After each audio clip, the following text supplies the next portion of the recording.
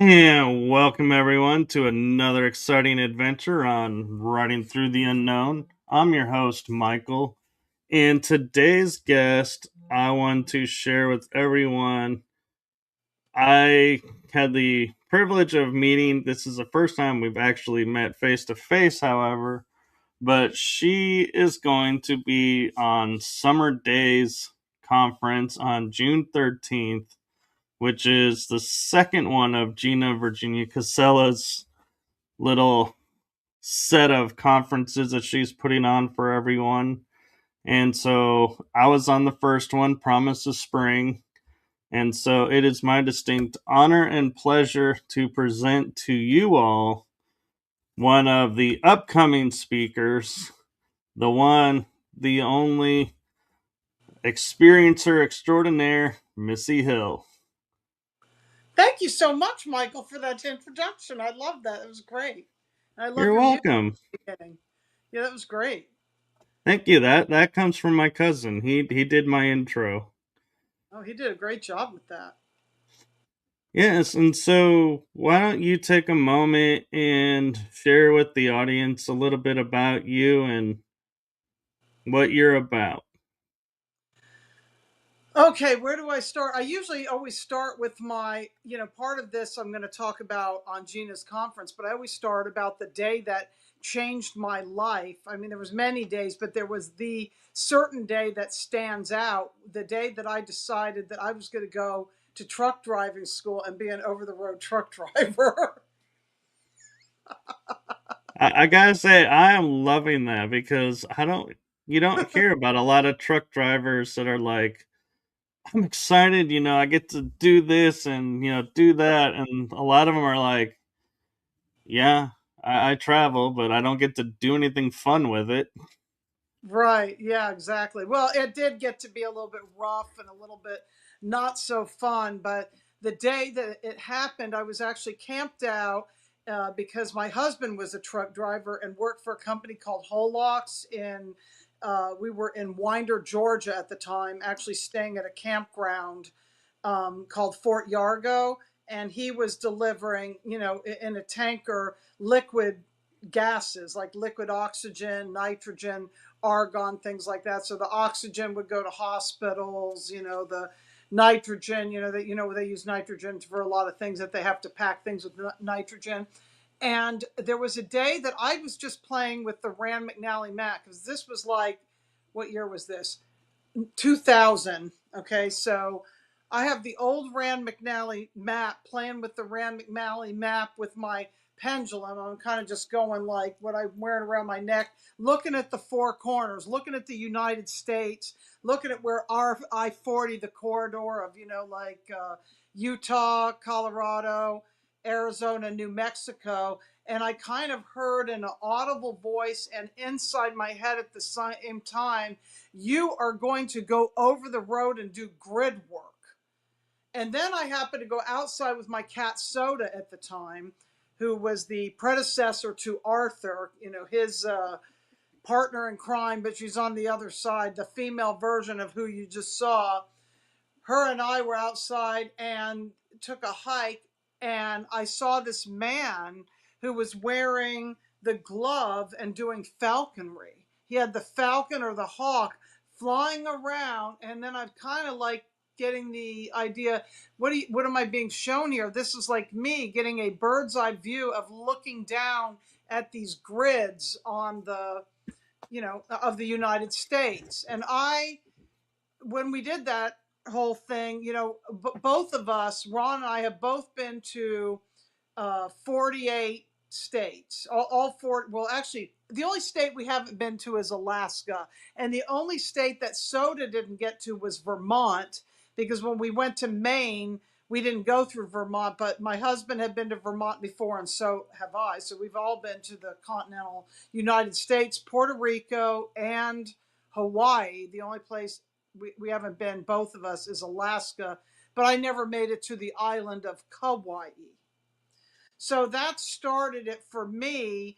I mean, I was into spiritual things, different types of spiritual things before that. I go back as a kid it would be more into like the paranormal with ghosts and things like that, and then the whole UFO connection. But that day was like a thing of understanding what grid work was, and that my template, is an indigo type 1 of the Emerald Order primarily. Not that we're not all everything, and these labels don't even mean anything really. They're just sort of for some kind of context. But I just knew that that was going to be an important part of my life, that when I was going to show up on certain, landscapes, land masses, I was going to get like downloads, instant remote viewing capabilities of being able to see the storyline of different things that have gone on. That's why I kind of also label myself as like the paranormal historian, galactic shaman in a way, if you will, if you have to label yourself something.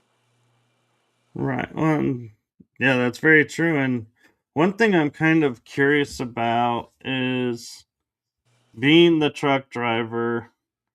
Did you? I know you were talking about doing grid work, and and that's really interesting and fascinating too. But I'm also curious, like if you had to say go make a delivery run to Arizona, did you go, okay, where's all these paranormal hotspots or places along the way, and can I stop there, or were you one No, of those not direct? not initially, because the whole thing was, it was, here I am doing this, and it's actually pretty overwhelming for the type of personality that I have, because I went to truck driving school. I passed. I feel like I passed by the skin of my teeth, because I really never wanted to back that truck up. I always had my husband do it. I just never felt really comfortable backing it up into loading docks, if I didn't have to do it. So I would drive, and then when they wanted us as a team driver, we did that for about a year or so. And then after that, it was kind of more like he did the driving and I was riding, because they want the wheels to go like 20 hours a day. And I couldn't sleep. I didn't know when I did it, I was not going to be able to sleep when the truck was moving. And I would have weird experiences of one time in Vegas, I was at a Petro, uh, we were fueling up with diesel fuel, always remembering I put diesel fuel in a truck, and you don't put gas in a truck. I'm No. sitting there having a meltdown because I'm feeling like something is looking out my eyes. I'm actually feeling very insectoidish. I'm looking at my hands and the way they're moving and the way my consciousness was, and I'm having a meltdown because I couldn't sleep. And it's not healthy.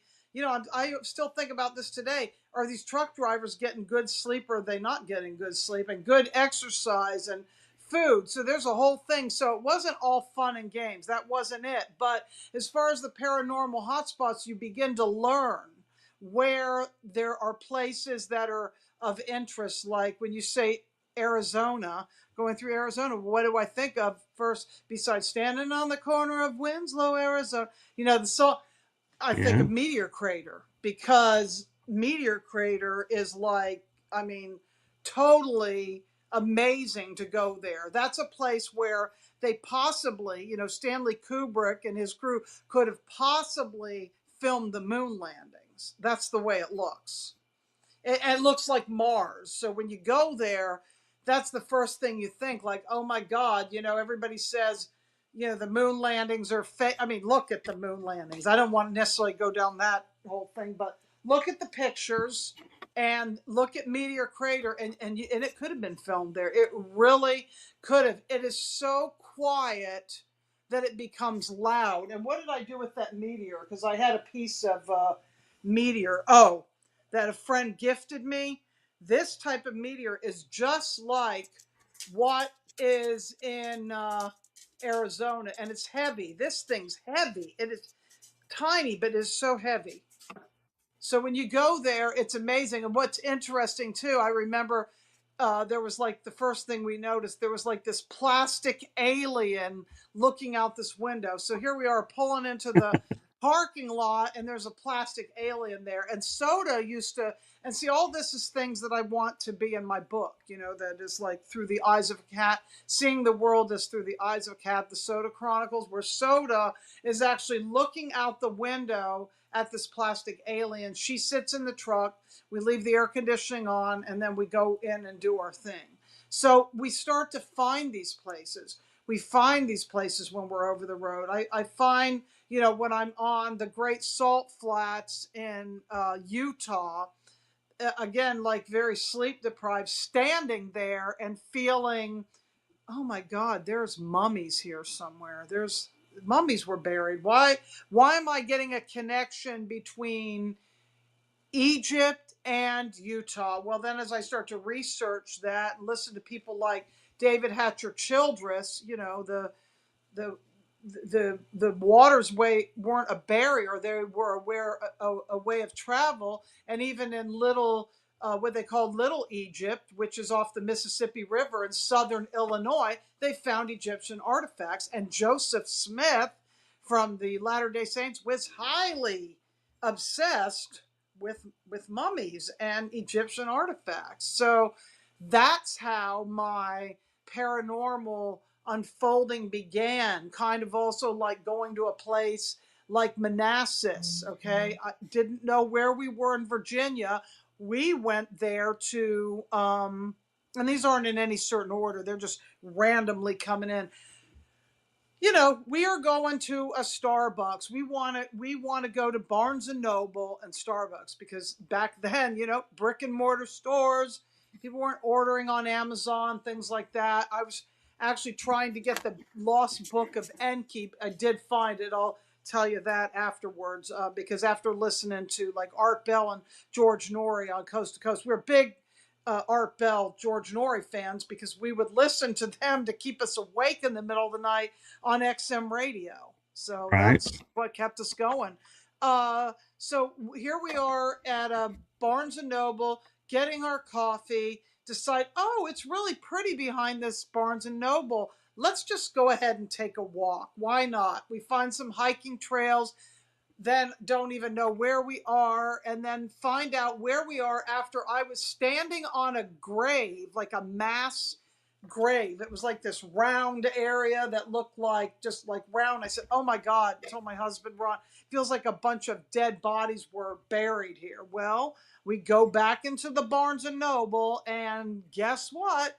Ron opens a book and turns to the very page of the Battle of Manassas. I mean, we did find out that we were in Manassas National Park, but we went in through the back side. We didn't know. So these are the kind of experiences that we have. So I would say we happened upon paranormal things, if that makes Yeah. sense. And then we knew where they were. And then it fit into a contextual, like map of what my learning was, which my skill sets were, and how these were going to be used later, like when I went to Puerto Rico, when I went to France, when I went to Ireland, and when I went to other places to do grid work, when I knew what I was going to be clearing and doing ahead of time.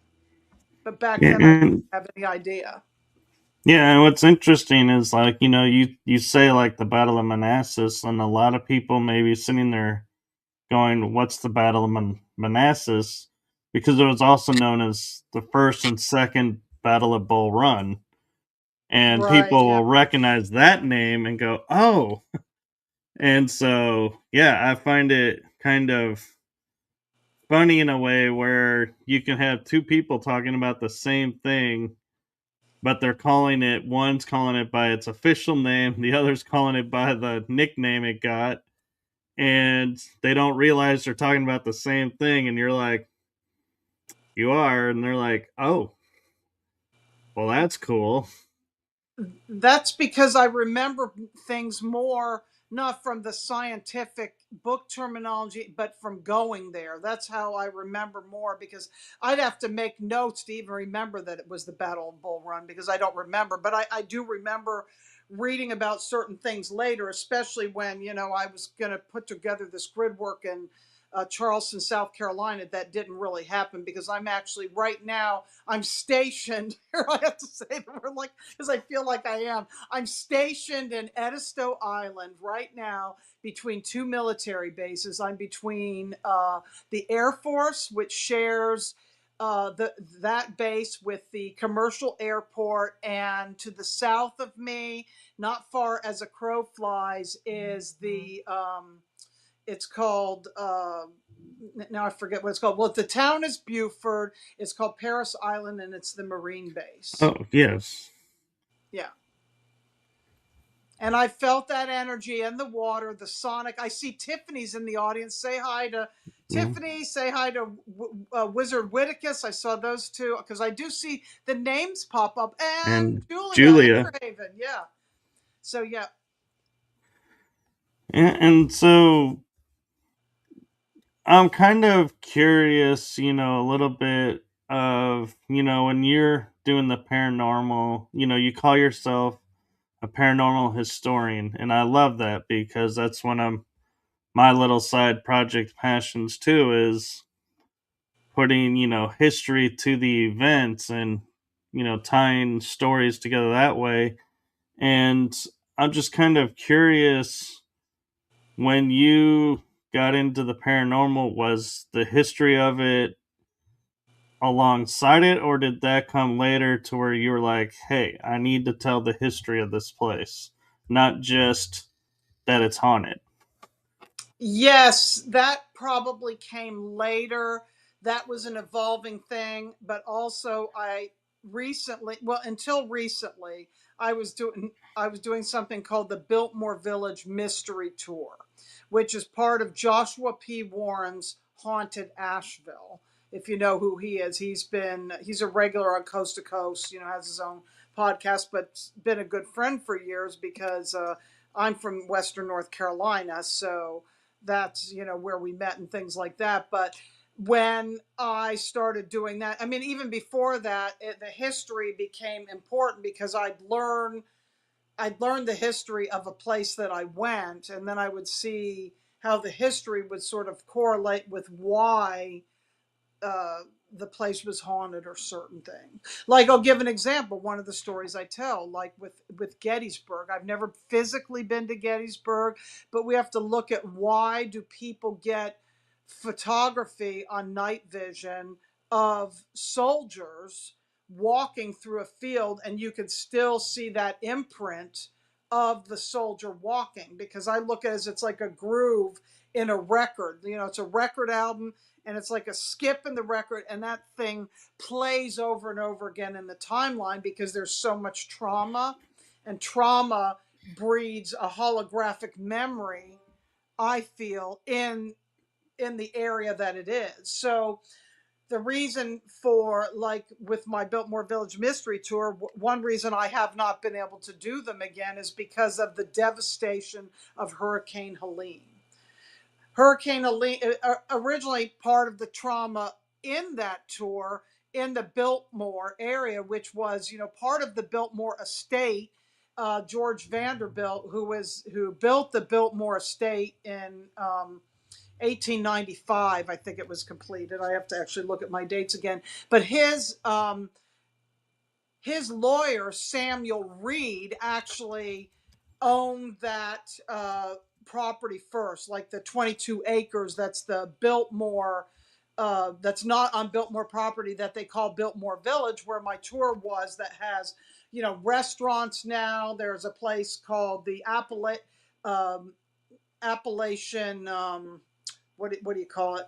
Crafters Guild, that actually was the old Otine Bank building that an infamous man named William Dudley Pelley, who was a Nazi, was in. So these are the stories that I tell. I show him Samuel Reed's house. I show him all these old buildings, and even not far from, Reed Street is a place that was haunted, that was actually Samuel Reed's house, and has underground tunnels, and people can hear the kids playing and things like that. So that, and there was a devastating hurricane, a couple of hurricanes in the late 1800s, early 1900s, that where the French Broad River and the Catawba River and the Swananoa River raised like 50 to 70 feet in places, right? So it wiped out a bunch of people. Well, now with Helene, what came to me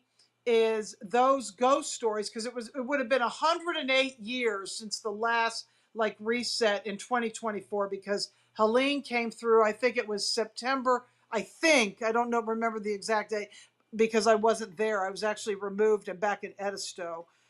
I was actually in the land of hurricanes here when a hurricane hit, instead of being in Western North Carolina. So we know that was actually weaponized. But yeah, it was around September 24th when Hurricane Helene went and devastated that whole area. It even changed the way the rivers flow. The rivers are not the same. The landscape's not the same. It's made it more dry, humid, because it's even removed some of the topsoil. That's my theory. So I can't even tell those stories anymore, because those ghosts that were in that timeline, I mean, they've moved on, because now it's president and with the new stories that have to be told. So if I ever did that tour again, I would actually call it the aftermath of Helene. I mean, for years, some of the restaurants weren't open. They actually rebuilt the McDonald's. I don't think the Moe's is open yet, or the Asian place, my Indian restaurant that I really love called Andaz, that's gone. They changed it, and there's just still a lot of things that have not even recovered in that Biltmore Village, and it would even flood when it wasn't. I mean, the way it's built, it's kind of low. So if it would rain a lot, oh, and it's starting to rain here now. I've been praying for rain. I've been doing a rain dance, and we're getting it right now. So we're doing this show. I would do a tour, say on a Saturday night, and then maybe on a Monday, if it got rain, that whole Biltmore Village would be flooded. Wow. And I looked up the Biltmore to see, because you were wanting to check when it was built and everything, and I found the 175,000 square foot masterpiece home was opened on Christmas Eve in 1895. So I was right. I think I said 1895. Christmas Eve, I forgot Yeah. that. I remember that the patriarch of the Biltmore died on Halloween a couple years ago. I thought that was interesting. Cecil. Yeah. He passed away on Halloween. Yeah. And there's a Halloween room, and I know a lot of people have had, find themselves in the Biltmore in their dream state. Yeah. And Something about 33rd parallel. I'm uh, closer to the 33rd parallel now. That's the 37th, I think, parallel, Western North Carolina, I think. I think you're right. And she was responding to Julia, was asking, I want to know where you both recommend for a community paranormal cryptid UFO meetup. Hmm. I don't Well, know. that's kind of a tough question, Julia, because I'm in Texas area, and so I know a few places here, but I don't know the East Coast that well, and Do you know anything? so Do you know anything about the Marfa lights? I do actually. How far are you from there? I am actually. Let's see. I think last time I looked, it's a 7 hour drive from me. Okay, so where are you? What town are you in? I'm near Dallas, so I'm like an hour, hour and a half, like probably like an hour, hour and a half from Oklahoma. Okay. 3 hour, 3.5 hours from Louisiana is my little triangulation spot. And then Marfa is down actually closer to Mexico, so it's like I got to Oh, traverse the entire uh pla central state to get to there. And so yeah, but they're hey, Gina's in the house. Her hey, ears Gene. must have been burning. Well, we have something called the Brown Mountain Lights, which is in the Linville Gorge area, which also was. Oh, thank you, Tiffany. Oh, we were yes planning a typical skeptic meetup. I think Western North Carolina would be a great area. I mean, I know the whole everything in Western North Carolina. Asheville, go east from Asheville and then west. So I know, a lot of things. But what I was going to Yeah. say is, James Rink and I were supposed to do an event uh, for the Brown Mountain Lights, but it never happened because of Helene. We were talking about planning something like that. But where Yeah. that is in the Linville Gorge, and it's off the Blue Ridge Parkway, and we like to go to a place called Wiseman's View to go see it. And we've Yeah. seen some bizarre things there. Uh, Many years ago with Joshua Shapiro and his beloved before she passed away. We happened to be there. And even with the naked eye, we were seeing plasma ships with the rainbow colors around it. And we were trying to get the night vision goggles hooked up with the camera and this and that. It was so cold. My husband's like, my hands are numb. I can't do this. But we were seeing this, and it changed my reality as far as what are UFOs, because I saw this thing actually dissolve into what's called Humpback Mountain. It actually just like dissolved right into the mountain.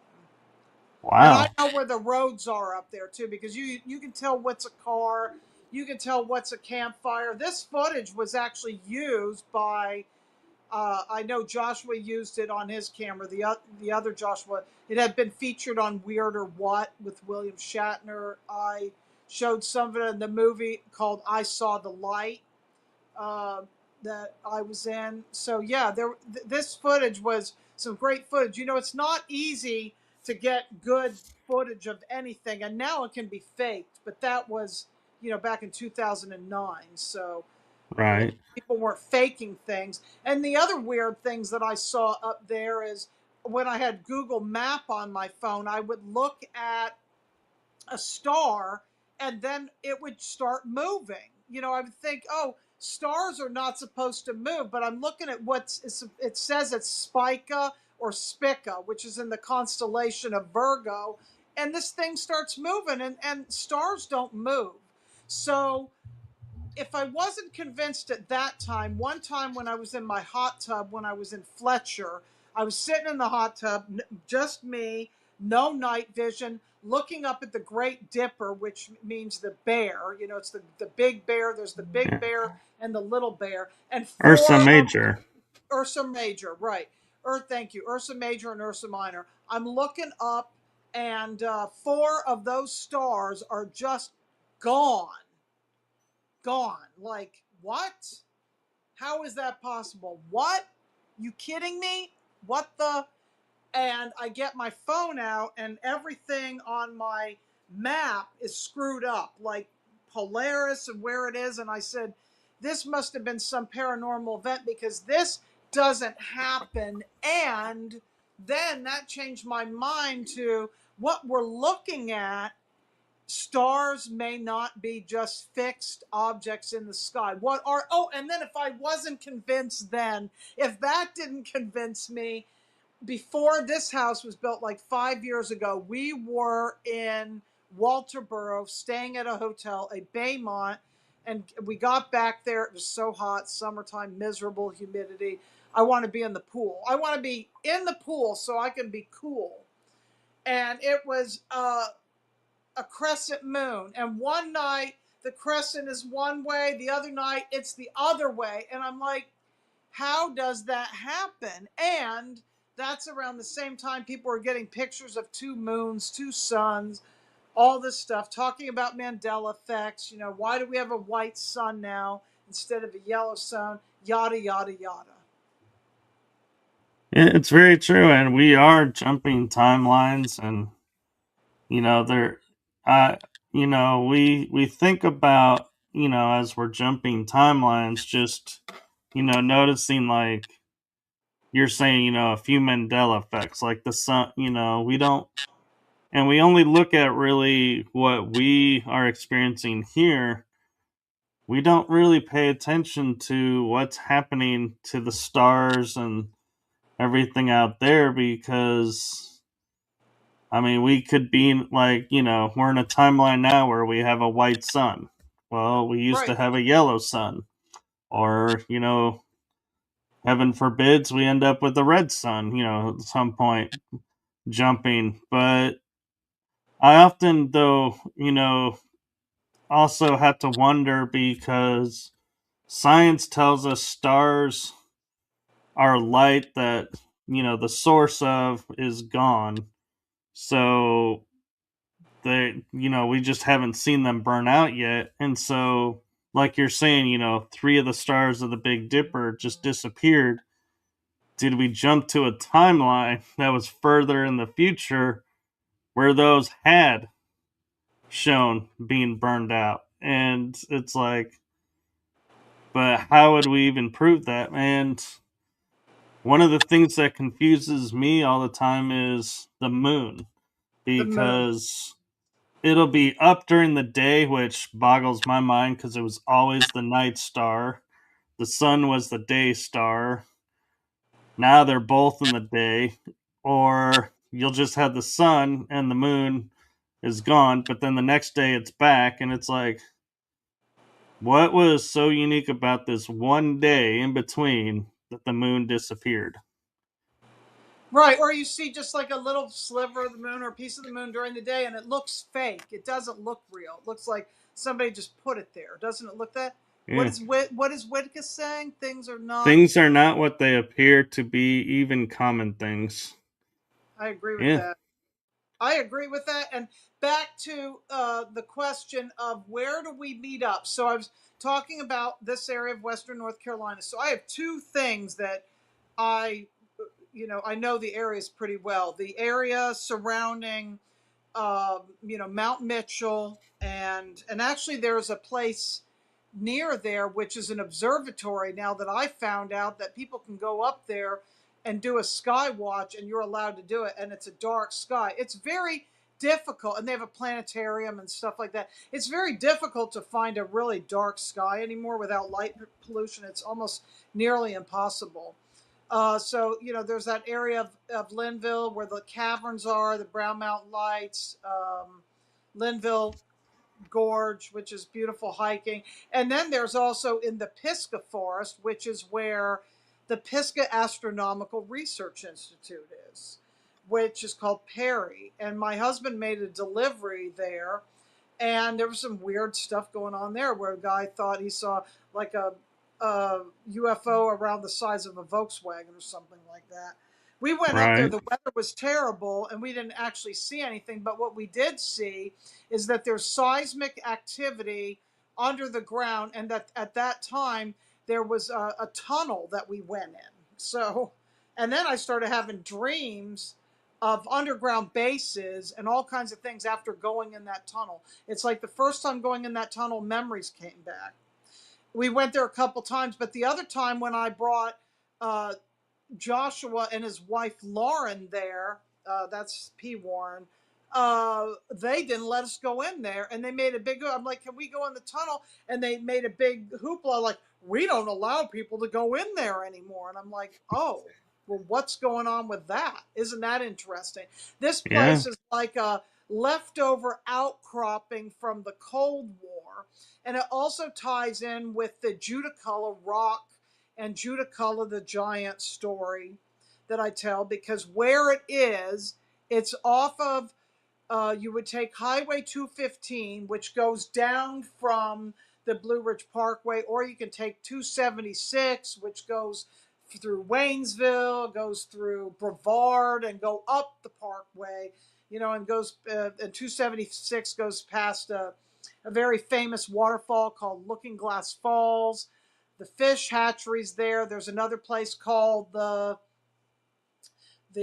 Pink Beds, which is not far from the first forestry school. And the first forestry school actually ties into the Biltmore because George Vanderbilt brought a man named Robert Schenck from Germany to start the first forestry school because they did a lot of logging. And if you were to take a horseback ride from the Biltmore to the Cradle Forestry, as it's called, I couldn't remember the name. That would take you about 7 hours on horseback, and that is not a ride my rear end would want to take on a horse. No, very true. Yeah. And one year Um. we went to a thing on Halloween for that where they did reenactments with pumpkins. There was like the forestry school had students, and it was about Tommy, the drama of Tommy something. I don't know if it was Hodges or Tommy something, and the farmer was out upset because this guy was going to run off with his daughter, and he gets out with his shotgun. They make this whole fun thing. I don't think they do it anymore, but it's like we do this night hike, and everybody's dressed up in like period costume, like from the 1800s with the pumpkins, and it was so fun when we used to do stuff like that. So Oh all yeah. these areas, but my husband at one time was obsessed with looking for Bigfoot or Sasquatch. He's like, I think we need to go into. He's sitting right here listening to me. He doesn't want to do it anymore because he saw a dog man. But we thought, oh, we'd take a, we'd pack a lunch or a dinner or whatever. We just go out in the woods, and I always got the feeling, unless you've got a minimum of 6 people, maybe more than 12. I would never go to the base of Devil's Courthouse, not because I'm worried about Sasquatch, but because I'm worried about humans and other things, like when David Paulides talks about the missing 411 and how things go bump in the night and disappear. Okay? Right. Exactly. Yeah. And I'm kind of taking a different approach to when she's asking for a location. Is I'm kind of looking at a place that maybe like Just to in get together, not a middle territory. for, yeah, but just to be in the middle of, where everybody could go. And like one thing that jumped in my mind, and I was like, I wonder why it jumped in my mind, was Shiloh. It's not because it's a Civil War battle, but it's because it's in an area where I feel like it'd take me maybe a day, day and a half to drive there. The East Coast may take a day, day and a half to drive there. And so it'd be like central to where there's a lot of places you could stay the night and head back. Or, Mississippi, I was thinking, well, is there somewhere in Mississippi? Because that could be in the middle, a middle point. Oh, I'll tell you what's a neat area we went when we were on the road was a place called it's probably too far for you, and this is what we were going to do on James Rink's tour. I talked about this when because I was supposed to originally do that tour, do night vision with. He actually thought maybe you could drive the bus, and I was like, I don't know about that. But that tour that James and Renetta and Rob and Brad Olson and other people were supposed to do. There's a place called the Firewater Bed and Breakfast, which is in Truth or Consequences, New Mexico.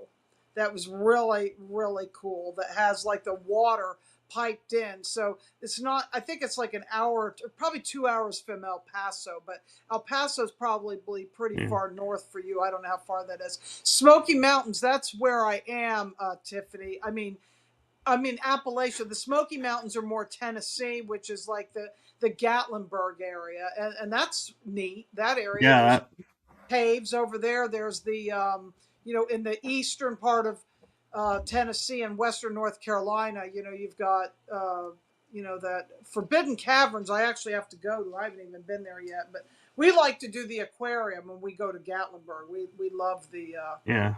Oh, she loves the. Gatlinburg. Isn't Gatlinburg where Dollywood is? Dollywood is in Pigeon Forge, Oh, okay. Because which I isn't far. remember, yeah, I remember going to Dollywood, but then I remember seeing Gatlinburg too, and so I feel like they were, like you're saying, they're pretty close. So it's like I could have easily confused both cities. But yeah, I've been to Gatlinburg. It's a really Hmm. cool. Yeah. Yeah, I like Gatlinburg better than Pigeon Forge. Pigeon Forge is not walking friendly. It's everything's No, spread out and more modern, and you have to drive to it. To me, it's like Las Vegas without the casinos. right. Kind of. That's what it feels like energetically. I mean, there is Eh, a cool Titanic museum and things. There's different stuff there, and it's fun. But yeah, I well, like and one Gatlinburg. of yeah, and one of the things I like to do is like if we were to meet in Gatlinburg, I'd be like, if we, did like 3 days, you could take a day and go to Pigeon Fork and run around, see like the Titanic Museum, or go do this, go do that, go back to Gatlinburg, and then the next day you could go to another spot. I like to pick a central spot and then tangent out and then be like, this is home base. We're going back to home Oh base. yeah, yeah. Even in Western North Carolina, you'd have to do that. Like in the Asheville area, you'd have to stay somewhere around Asheville. Yeah, because everything's kind of spread out, and it is a lot of driving.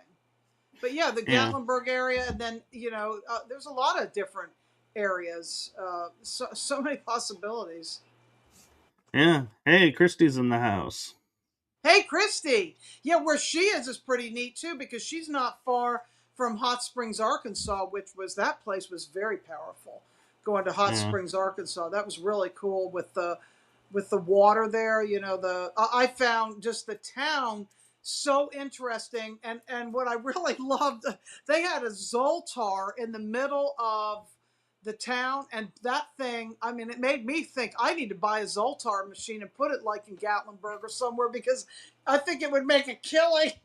Oh yeah. And I personally would be all for going and hanging out, in Christie's area because one, I like going to Native American places, but two, it's like I said, it's like an hour and a half north, and I'm in Oklahoma, and so it's like I could easily be there and be like spend a day there and be like, yeah, and still go home and have the comfort of my home and then drive back out to meet everyone. But I probably would stay with everybody because that's putting a lot of gas and mileage on a car for no Right. reason.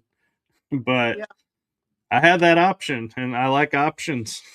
Right. Yeah. Yeah. I'm trying to remember what was the thing in Oklahoma. I'm trying. I know that I saw some interesting things in Oklahoma, but I can't remember what they were Yeah, now.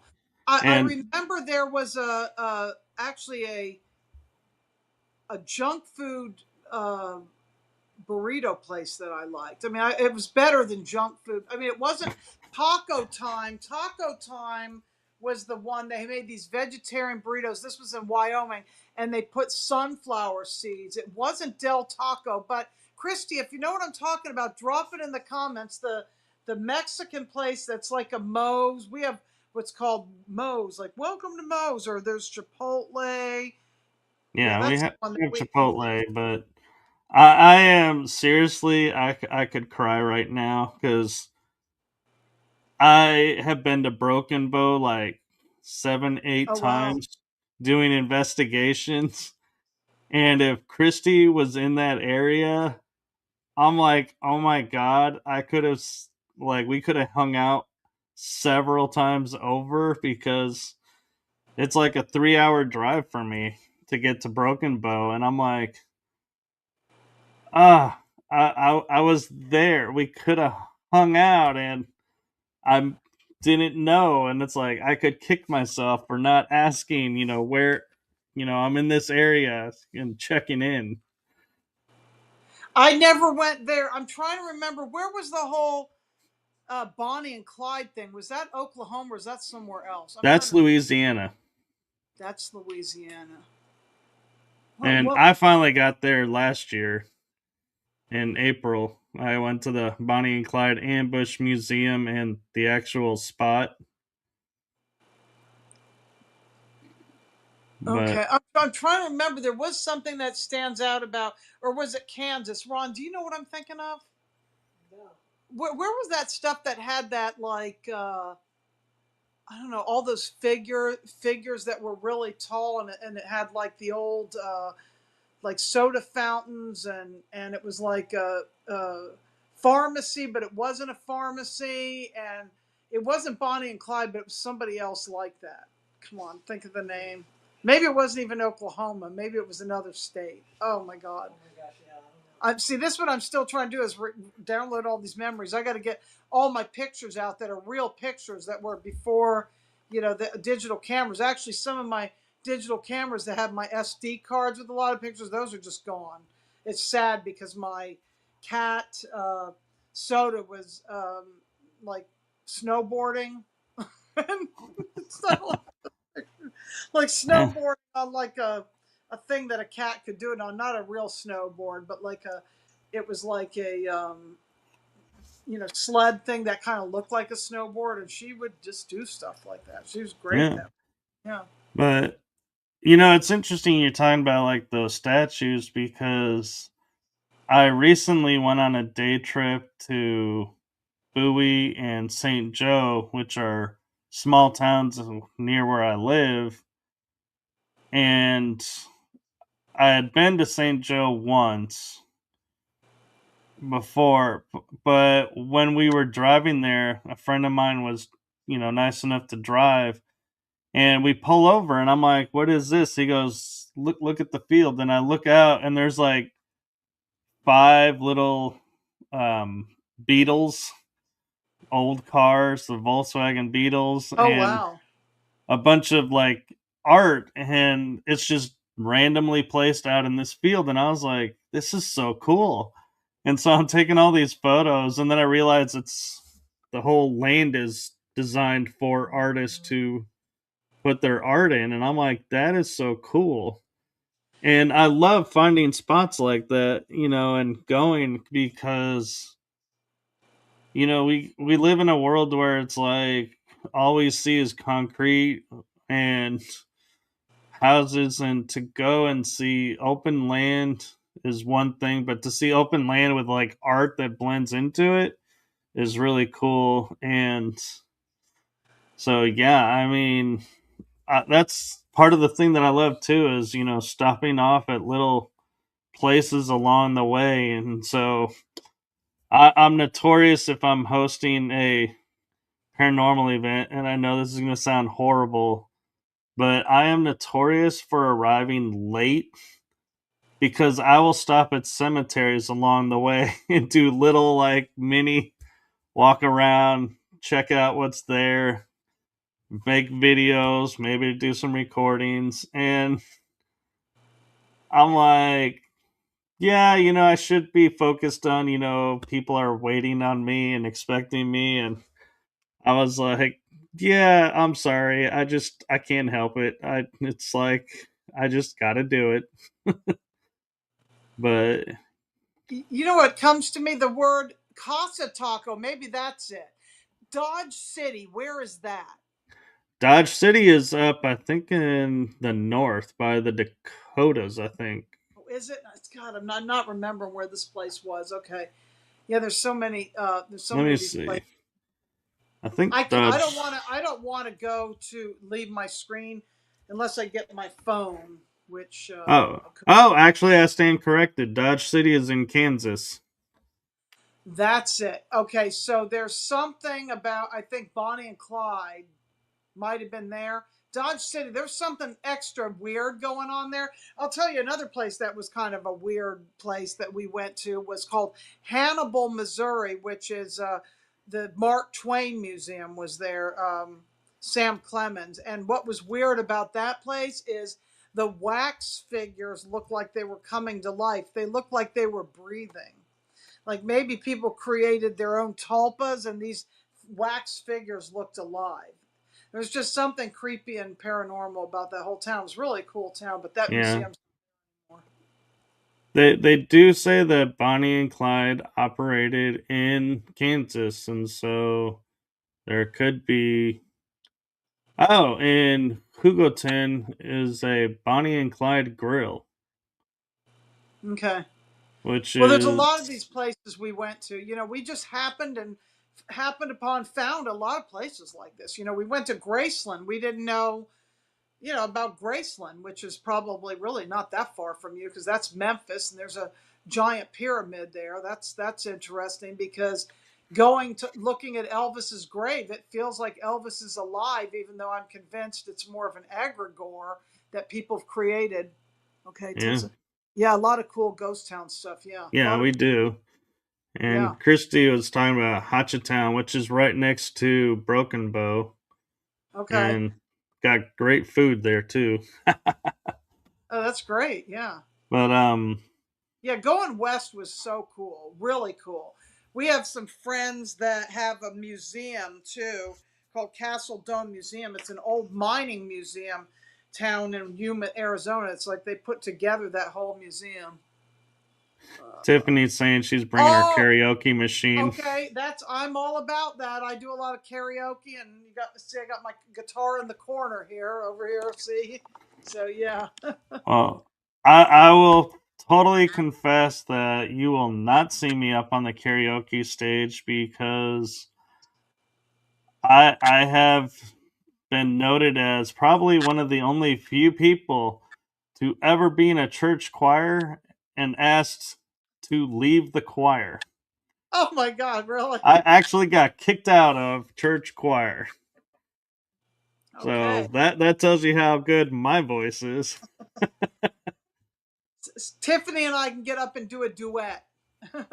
I'm good with harmony, but I'm not good with solos. Okay. Oh yeah, Tiffany saw your cat. Yeah, that's our Thor. He's sleeping.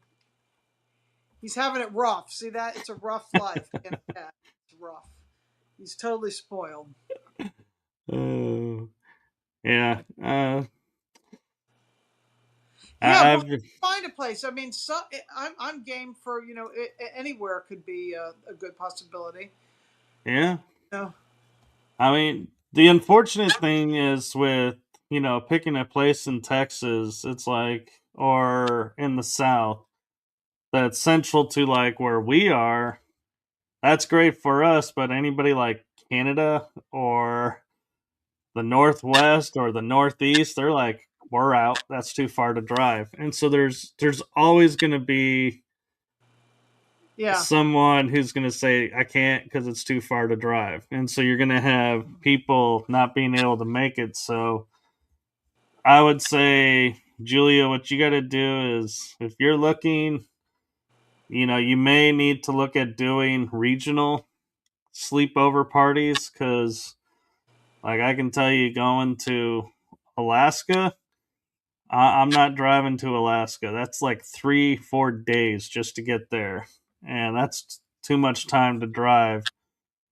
But going to Mississippi, that's like I can be in Mississippi in a day, and so that's not a big deal. But that's what I mean by because our country, the continental U.S., is so large that there's inevitably you're going to find people who, if you're wanting to come, are going to say that's too far to drive, and we're not going to be able to find a central location for everyone. Right. Yeah, I know what you mean. I always thought cruises were great too because I used to work on cruises. I did night vision on cruises, and the last cruise that I did, I actually went down to the Keys and I saw Robert the Haunted Doll. This is a replica of Robert. Uh-huh. I thought this would be a I did great. that. You saw Robert the Haunted Yep. Doll in And the Fort Keys. East Fort Martello Museum. Yeah, Yep. and he showed me a lot of things that were way beyond Haunted Doll. I mean, it was like a for me. It was like a holographic memory of looking at because it was right before the whole Iran war that we went there, and he was like showing me the rise of the Industrial Revolution and like World War I and World War II, and then he was sort of upset that kids are just playing with their cell phones and not playing with toys anymore. And I was kind of getting that he was like a guardian gatekeeper of where Stargate 2 from the Gulf of America, Mexico, and Stargate 3, the Bermuda Triangle energies dissolve into each other.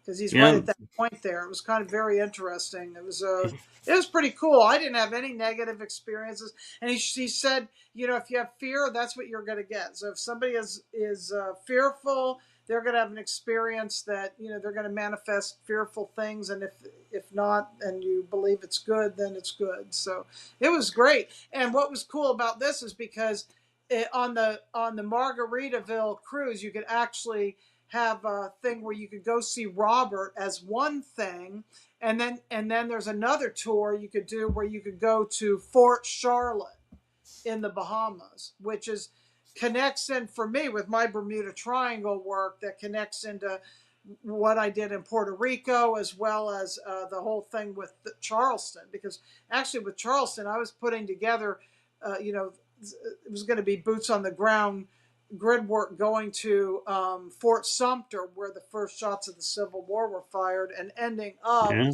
in the Provost dungeon, where they signed the Declaration of the Declaration of Independence was ratified there, and then they also housed a bunch of people that were patriots there, and the first liquor store in the country is right next to it. Tavern on Rainbow Road, which I feel was holding something to do with the spirit of Al Ghul and algorithm, as well as reverse rainbow codes. So yeah, that would have been fun for that to happen. James was interested in doing something with that too. It didn't happen. Yeah, So that does sound cool because I've been to Florida. I've done a lot of cruises, and I think it would be interesting to see if a cruise line would even post like to go like secret space program, you know, type cruise where it's everything's that. It's like I wonder if they would even give that a thought, or if they would be like, nope, that's too far. But they'll accept a paranormal cruise because I've started seeing those popping up. yeah, I Is did.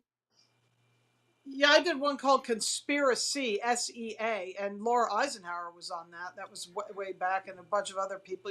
Daniel Brinkley, I think, was on that one, and Joshua P. Warren, and some of the people that were also into like the GMO. I know Sherry Tenpenny was on that, and I did a few other ones with Divine Travels, like Cruise into Spirit, whatever. But I don't know. I mean, I don't know why they would care. Maybe just come up with a different kind of fun name. You know what I mean? Like yeah, maybe not SSP, but some other name for it. It's unfortunate now that in Charleston, Carnival used to go out of Charleston, but they sold the port, so nothing goes out of there now. And I don't know why. I thought that would be good for tourism in Charleston, but for some reason, the people that own those condos and that land there don't want a port. But then I heard a rumor that a smaller ship like Margaritaville may be going in there in a couple of years. I don't know. That ship now, the one that was called the Carnival Sunshine, actually goes out of Norfolk, Virginia.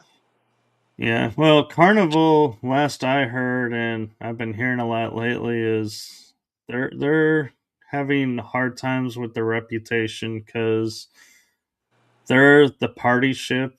They're the everybody who wants to be like in their teenage 20s. That's the ship to go on, and it's like, yeah, a lot of people have kind of upped their style level. And they're like, yeah, I'm not interested in a every like half hour wet t-shirt contest anymore. And so that kind of killed Carnival because that was like their niche. They were the party ship. Yeah, well, their entertainment is better than most of the other ones. So if you do like music, they have actually really good musicians. So we did enjoy that because we love music, but nothing about wet t-shirt, none of that kind of stuff. Everything was very tasteful with what we experienced. I never had any issues with Yeah. that. So, but it Tiffany. might also be where it goes from, and maybe because it left from Charleston, that could be too. Who knows? Well, that could be Maybe if it because, went out of Fort Lauderdale or Miami, it might be exactly that. yeah, because that's where I was getting my reports were from Fort Lauderdale. People saying, yeah, they would Oh yeah. all hours of the night even be blaring, hey, wet t-shirt contest Oh no, coming in thanks. soon. And I'm like, what? I'm like, you woke me up for that? What? Not I'm for me. like, yeah, No. That's yeah. bad. And I was like, I told my parents, I'm like, I have never stepped foot on a Carnival ship for that reason. I'm like, nope, I've done Holland America and Princess and Royal Caribbean, and those are the three lines that I'm familiar with. When we did the cruises with Susan Shumsky and Divine, it was called Legendary World and Divine Travels. It was Royal Caribbean and Princess is who we went on. Yeah. And I would love to go on Viking too. That would be neat because their shore excursions are kind of included in a lot of things. So that would be really Yeah. And Oh yeah, there is that. Yeah, yeah. And actually, that sounds Tiffany, neat. I Yeah. that sparked an idea of getting everyone together and going on like the Lido deck or the very top deck, get a lounge chair and just gaze at the stars all night at sea. That would be amazing because you'll definitely won't get light flooding in.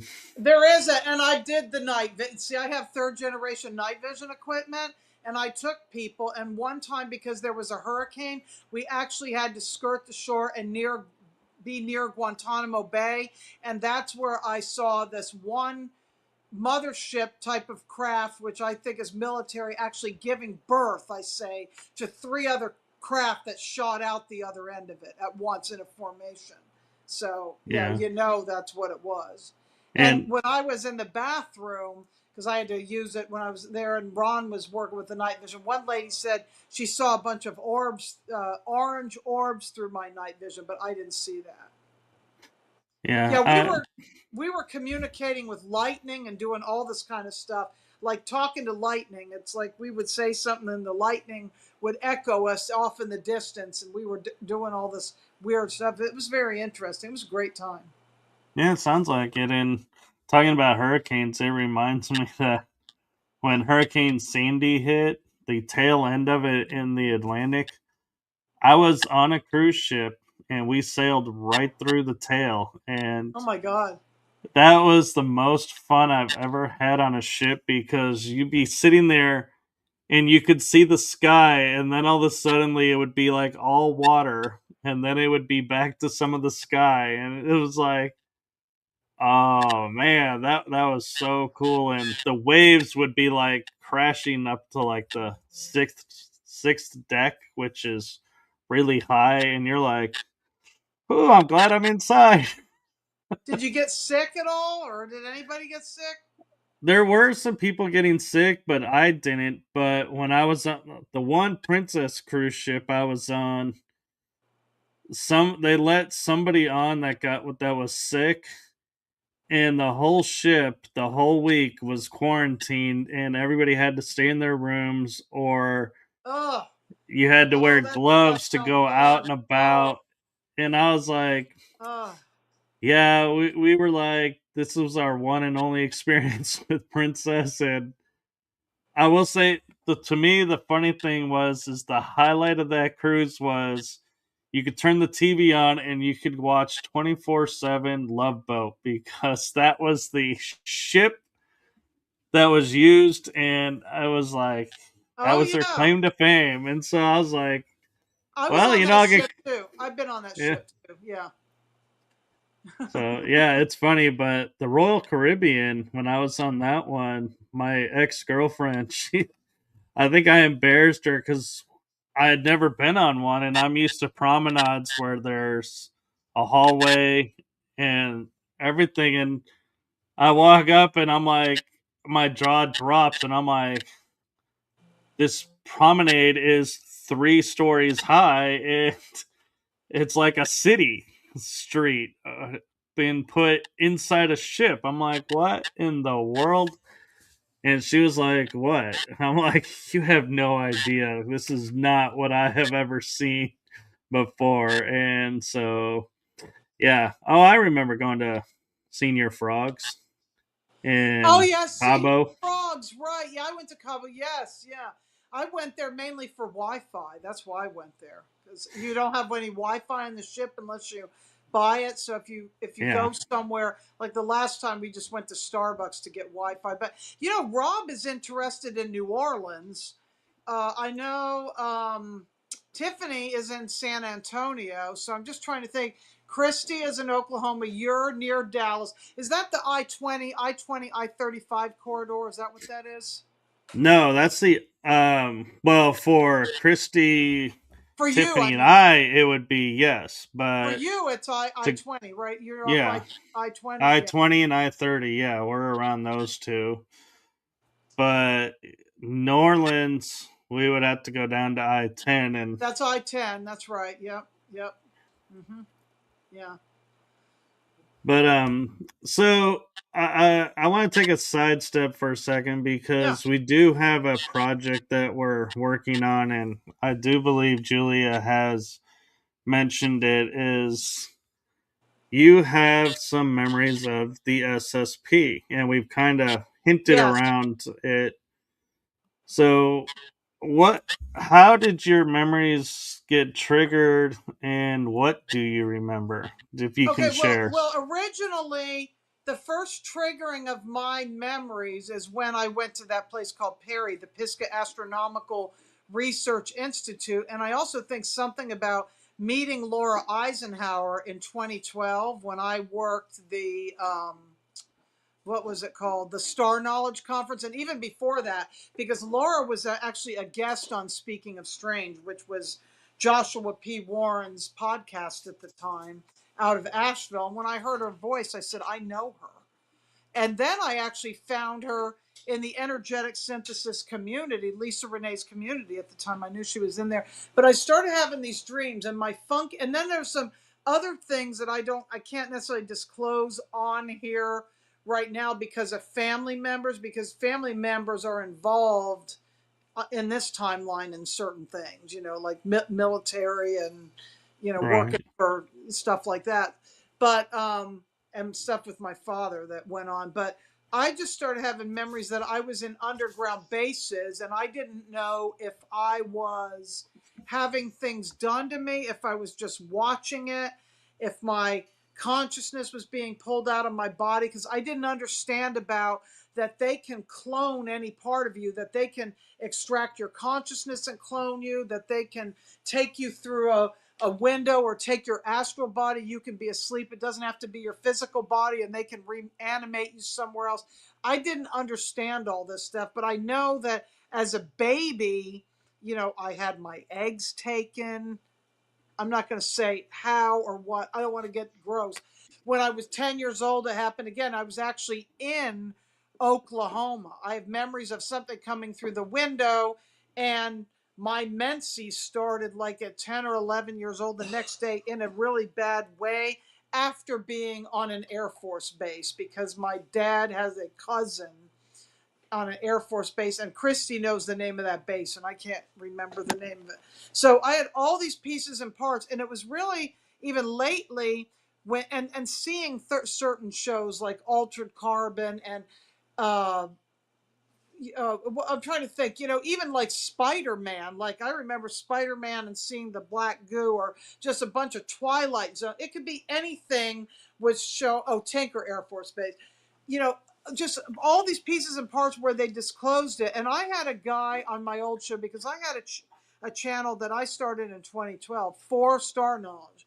My mission was, I heard, do the radio show now. What are you doing? Okay.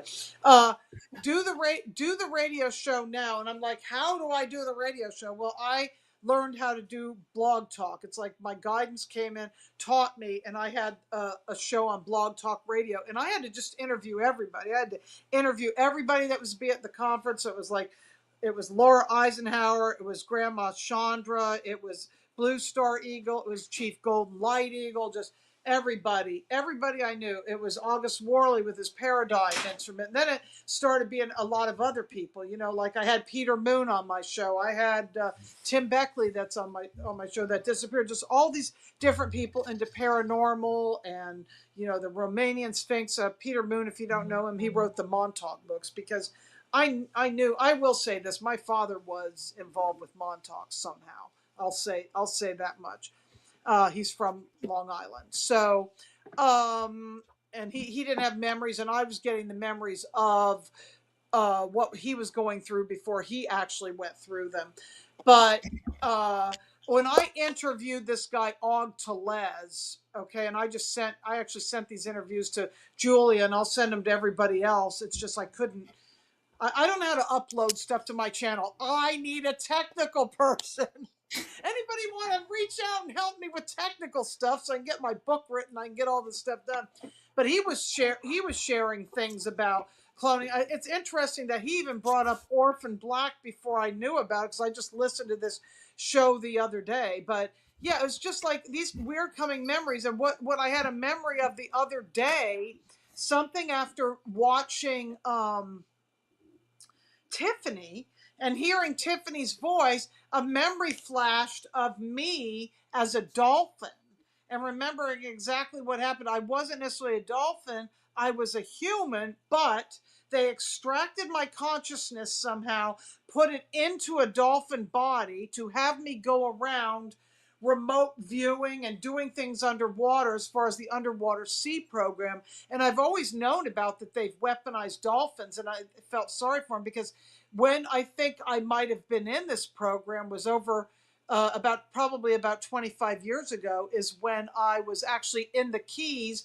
I had swam with the dolphins. I slipped, fell, hit my head on some algae after the dolphins were talking to me, and that started to shut down at that time a lot of bleed throughs of different other things that were going on with me that were SSP related, because I started knowing things then, and it's like I was not allowed to know. So many times I would be on a trajectory and it would get shut down, and it was activated again after James Rink passed.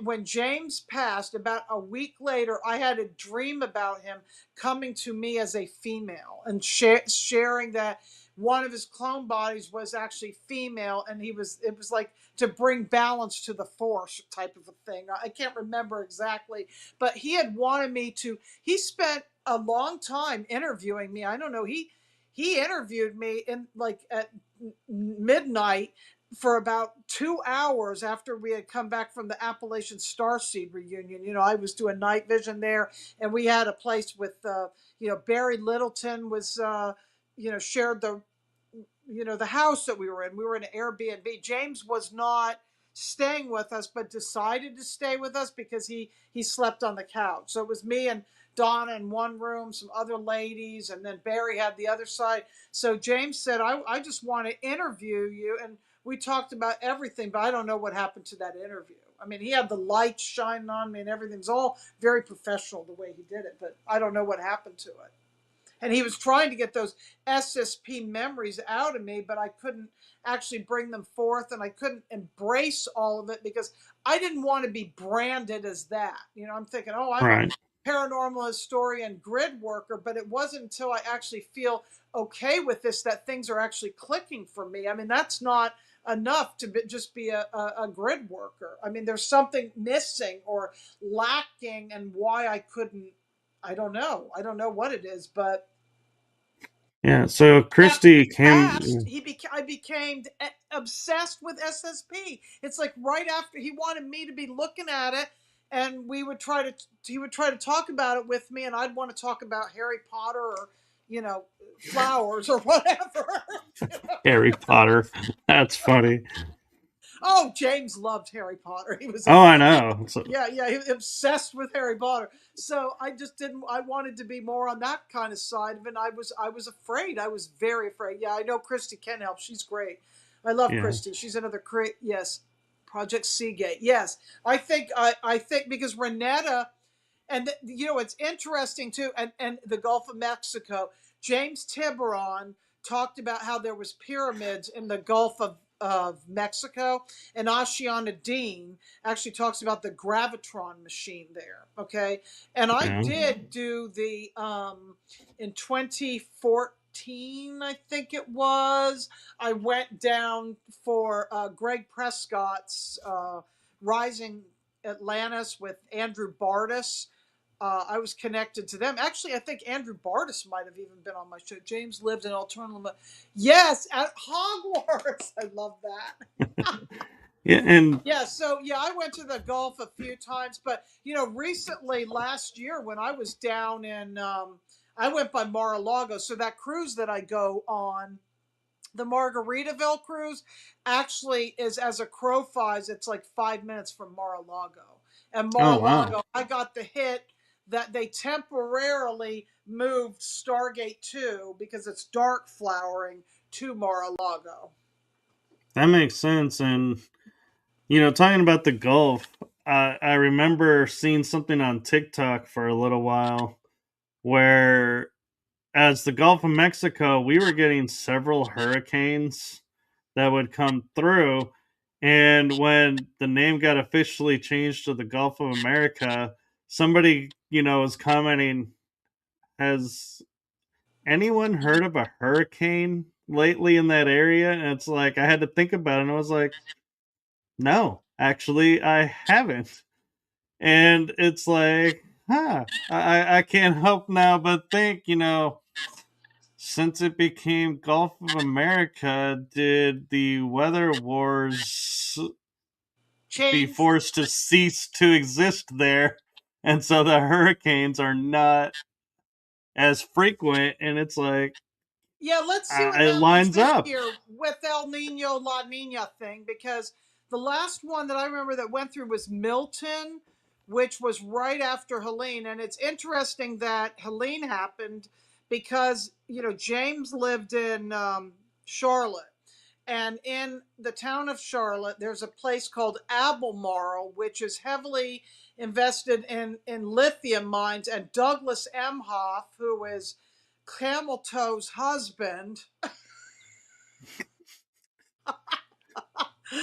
actually has invested in that, and the whole area that got hit, which was Chimney Rock, Lake Lure, and over towards Charlotte, which I'm trying to remember the names of those areas. Tryon, Sapphire, is it Tryon? I don't know. A lot of that area, Chimney Rock and Lake Lure, that area was devastated. I mean, completely Yeah. leveled and really in bad shape. I Yeah. heard it was targeting like some of the dumbs in the area, and it was just unfortunate that there were the trajectory put it over civilians, and they were like, it was like, you just can't. There has to be some civilians that are unfortunately going to, be caught in the crosshairs because of the location. And so I think somebody was looking at the map and going, well, if it came in from this way, it would have been a whole lot worse. If it came in this way, they couldn't just, hide it as well. And it would look more like this is being manipulated because it's too far from the water, this trajectory or this trajectory. So it's like the path that it took was the only one that made sense and had the least amount of casualty possibility. And so I was like, wow, that's a lot of thought to it. And I have to say, though, too, is, in watching the hurricanes lately, since we now know about HARP and the weather wars, when you watch them, they don't. None of them have been actually following a national progression. Where like it That's goes like right. this, and then it's like, oh no, we're gonna go this way. Oh no, we're gonna go this way. Oh no, we're gonna go back to this. It's like, where is it getting this energy, and who's driving this thing? Because it looks like it's being driven, not just going. Yeah, well, they declared North Carolina a national state of emergency before it even went through there. It's something about it was connected with Helen of Troy, and then there was another Helene that was so many years earlier. But back to there's something you said that made me think, oh, dumbs, and I got to circle back around to the original question. When I met Mary Joyce years ago, because at this talk that I went to at the Hendersonville courthouse, Mary Joyce from Skyships Over Cashiers was there, who wrote the Cherokee Little People and the about books about underground bases. I actually met Eve Lorgan there, and there was a woman that pointed at me and said, "I know you from the Mars program," and she put me into an instant PTSD. Like, what that's weird. Like, single me out and just point at me and say that. And she actually triggered PTSD in me that it took quite a few years to heal it. And I couldn't figure out why. But and then there was another guy that I met. He called himself Captain K. And I've recently contacted these people, and they have no memory of this. I mean, she remembers her because I think this one lady, she's integrated a lot of her SSP stuff, and now she's shut that door. You know, it's like the whole Project Oblivion or whatever. She's just like done with it. She probably doesn't want to Yeah. go public about that stuff anymore. But this other guy was telling me, he said, I was like his commander flying a ship. Like I was way above him. I was his, in a white suit, I think. I don't know. I don't know. I don't know, you know, what solar ward. I can't remember yet who's what's New Waffen and, you know, all these places, except that there is a place that I've been to all the time in my dreams. And I don't know if this is in Norway or it's like Antarctica, but it's like a brick, solid, white installation with like pane windows that are like this thick, and it's like built into the side of a mountain. And I've been to this place regularly, and it's on the ocean, but it's a cold environment and the waves crash against it.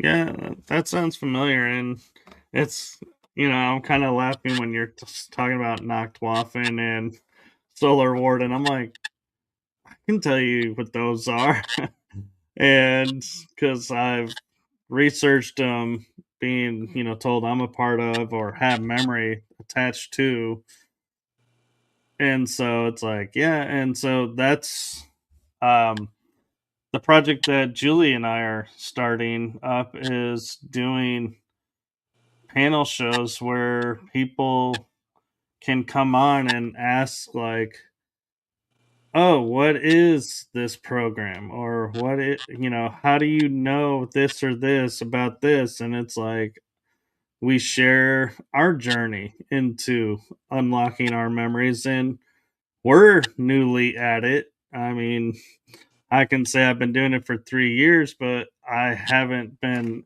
actively looking at memories until now because my situation has changed.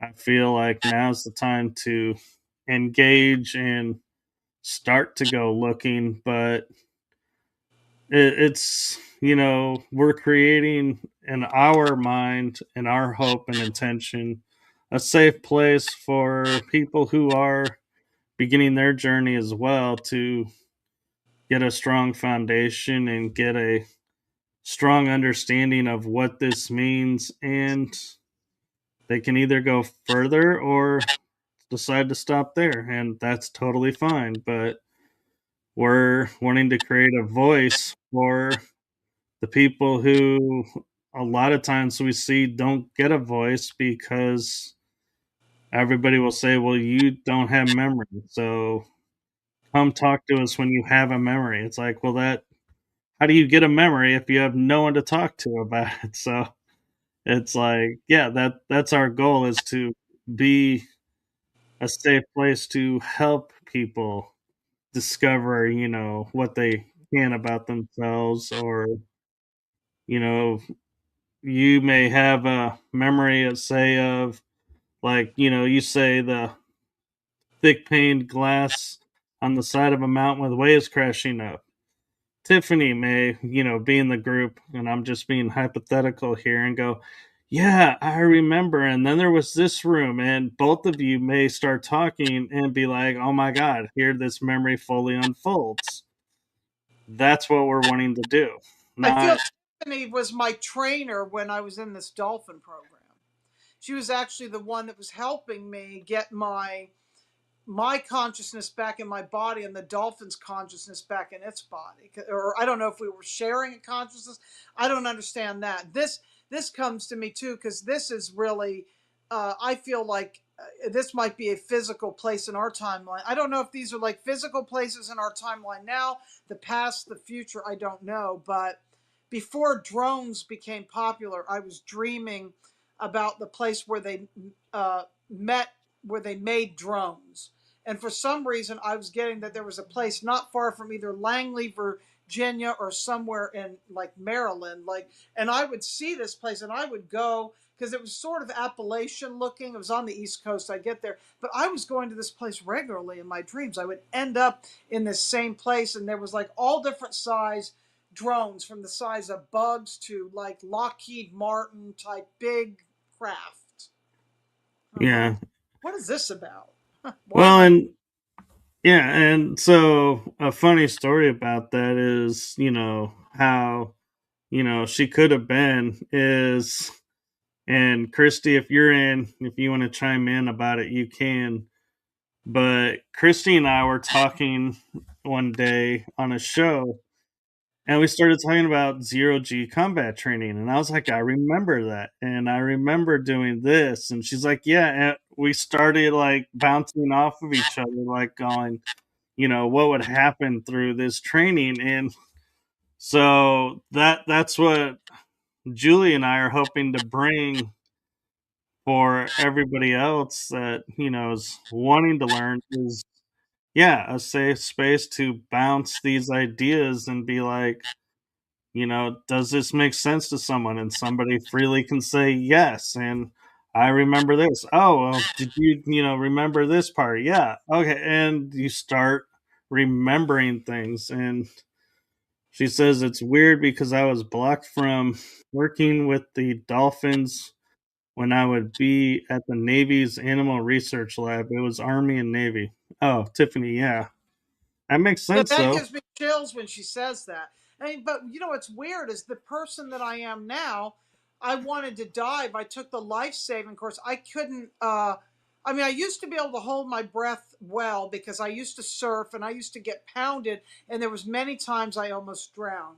But I could never equalize. I have problems in a plane with my ears flying, and I can't equalize to dive because I wanted to get my dive certificate. I wanted to be able Yeah. to get, dive with tanks, and I was not allowed to do it. I was not allowed. What is she saying? I Yeah. could. Chrissy says, I can see that Missy's consciousness was in a dolphin and her clone aspect in stasis. Tiffany could return the fractal to the main consciousness in stasis. That's the way of saying it exactly. Oh, chills. Yes, that's it. That's it. Yeah. And so, I mean, yeah, and we all go through different things, and we may have, crossed paths here and there before going off and doing what we were being programmed to do. And so, yeah, and one of the things that's kind of funny is for me is when I was a kid, I could swim underwater, and I could swim underwater really well. I even trained myself to breathe a little bit underwater in fresh water, not the salt water. That makes my stomach sick, ingesting salt water. But now I have a deal to where if I get my head underwater, my ears will start to clog and wax builds up and I can't hear, and I gotta clean it all out and do ear Me. candling. And it's like, huh.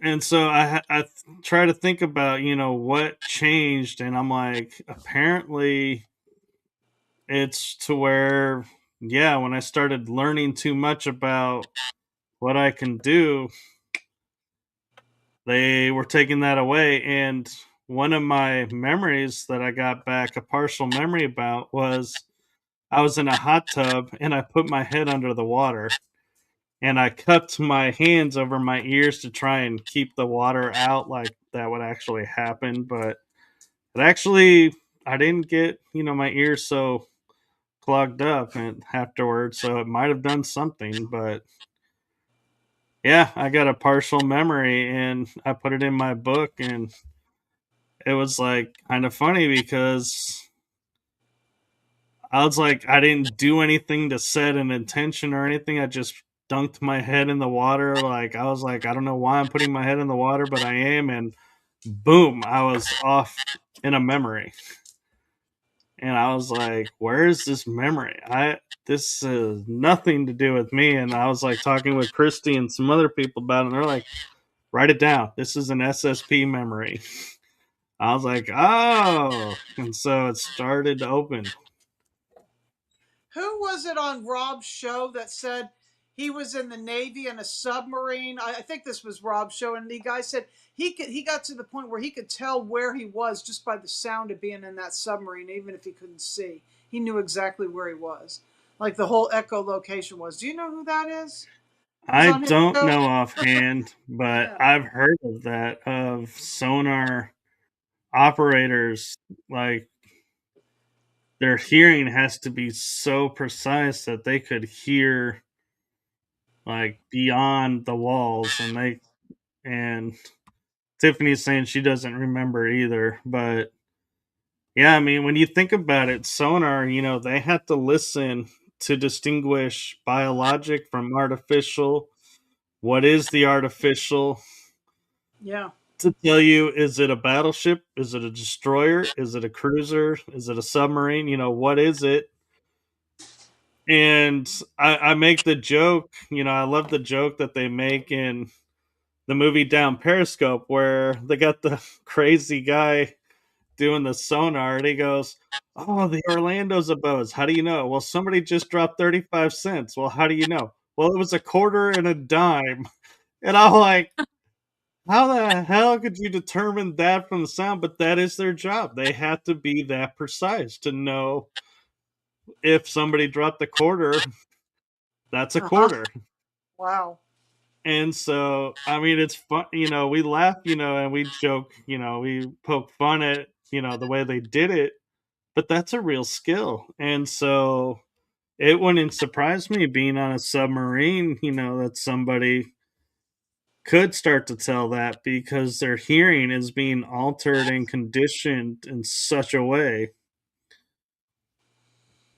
Yeah, when I was first in South Carolina, I felt like there was things in the that would wake me up at night. You know, after the whole January 6th incident, Yeah. we would hear the and see like the F-16s or F-22s. I'm not sure which one's which, but there would be a lot of military action going up and down, back and forth here, and it was in the water too because I would be woken up in the middle of the night and I would feel that there was like just whatever they were doing. I could almost hear it, feel it, where I was like almost in the water too, even though I wasn't in the water at that time.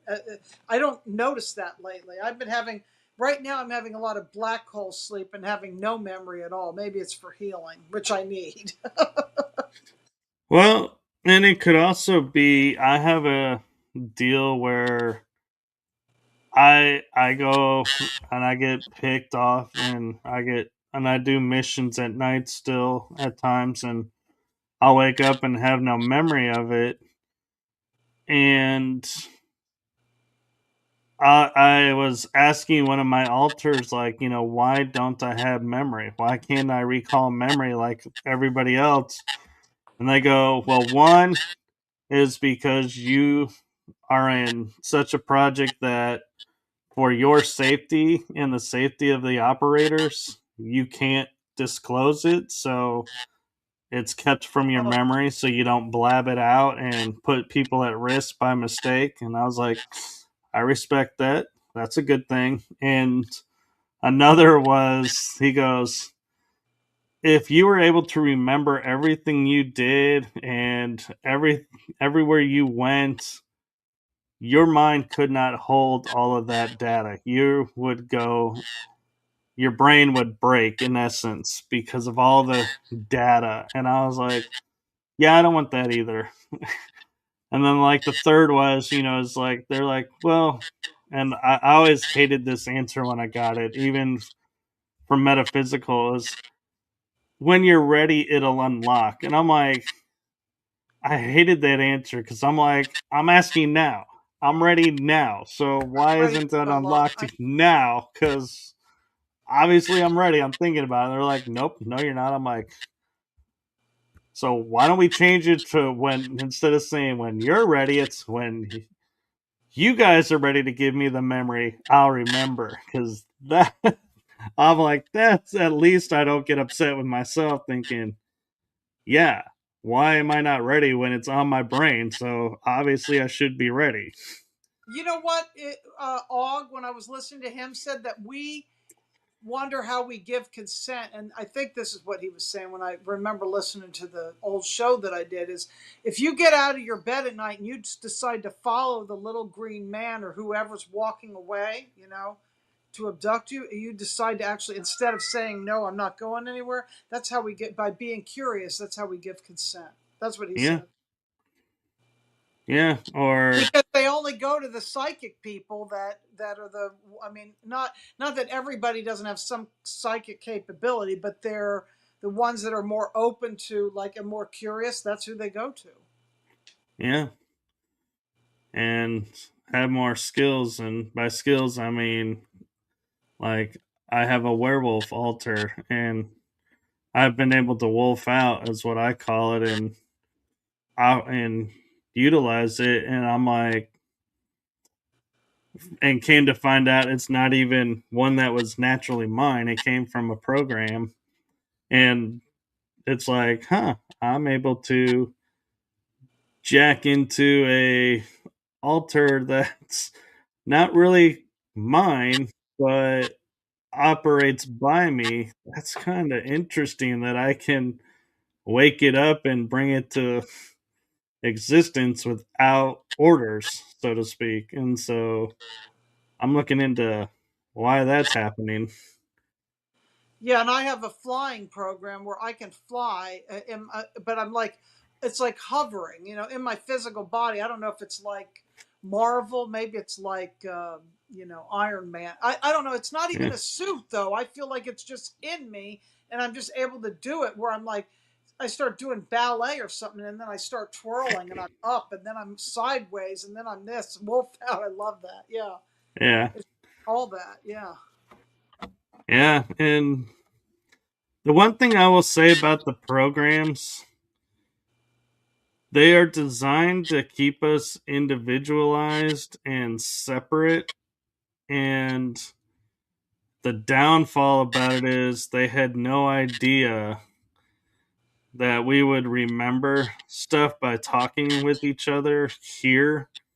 And so that's why it's unraveling, I think, is because like Christy, Tiffany, you and I, talking about it now, it's like, wait a minute, this was never supposed to happen.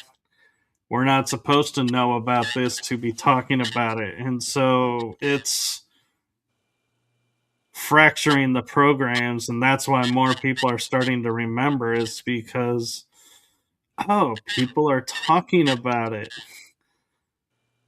And I'll be honest, I'm pausing a little bit, not because of what we're talking about. I'm hearing different voices in my headphones, and I'm trying to figure out if it's an echo of me or somebody else having a conversation. But I am hearing a whole nother voice, Oh, that's strange. kind of Yeah. staticky, in my headphones. And so I'm wondering if it's other people can hear it too.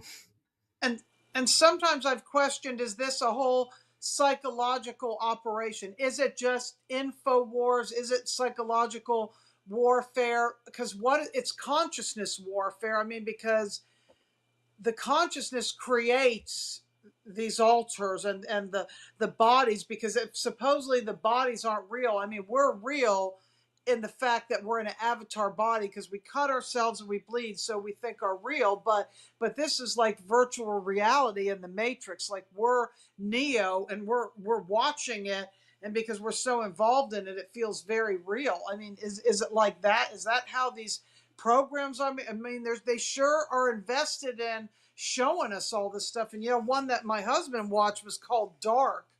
I couldn't watch that, but it's interesting. The shows that I have watched, even the one about Native Americans, I can't remember what it was called right now. It's going to take me a minute to think about it. There's always like this nuclear reactive component, and the three shows that I watch, there's always something to do with some nuclear device, like with that Dark, this other one. Oh, Tiffany knows about Dark. Okay, I know that takes place in Germany. What was the other one? with that cop. Does anybody know? It was a Native American cop, and his son was killed, and it takes place in the Southwest. It was on Netflix. God, I can't remember the name of it right now. Sometimes this happens. I just can't Uh, remember. it sounds really familiar, but then I don't know if I'm confusing it with another show because I know my mother watched Longmire, and I know there's a Native American cop in that, but Oh, Sitting Sitting Bull, Bull, Christie. Yeah, no, that's a real documentary. I watched that. Now, yeah, this is something else. Maybe Google this if you can. Native American cop show, Wind. Is it something called Wind something on Netflix where his son he was killed by this nuclear. I don't know. It was just Dark weird. Winds. Dark Winds. Yeah, yeah, that's it. Yep. I knew it had the That word is wind in actually it. on my list to watch. I Yeah. haven't started it yet. Oh, And that's Tiffany got got some it. paranormal elements in it too. Yeah, Yeah, definitely. but to answer your question, why TV shows like that's allowed is to bypass our free will to give consent. If Right, they put it in TV or in movies and we watch it, that's giving consent. And so that's how they're bypassing our free will and our, when we say, I never gave consent, it's like, did you watch the show? You gave your consent. right. And they use little tricks like that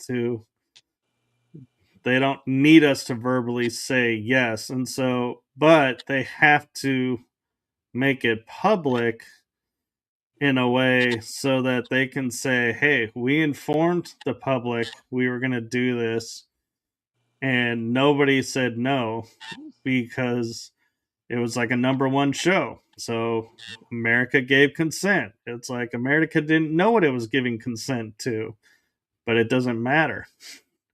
That's the legalese way around it. And so that's why you see it in shows and movies is because they put it in such a way that people will give consent without knowing they're giving consent.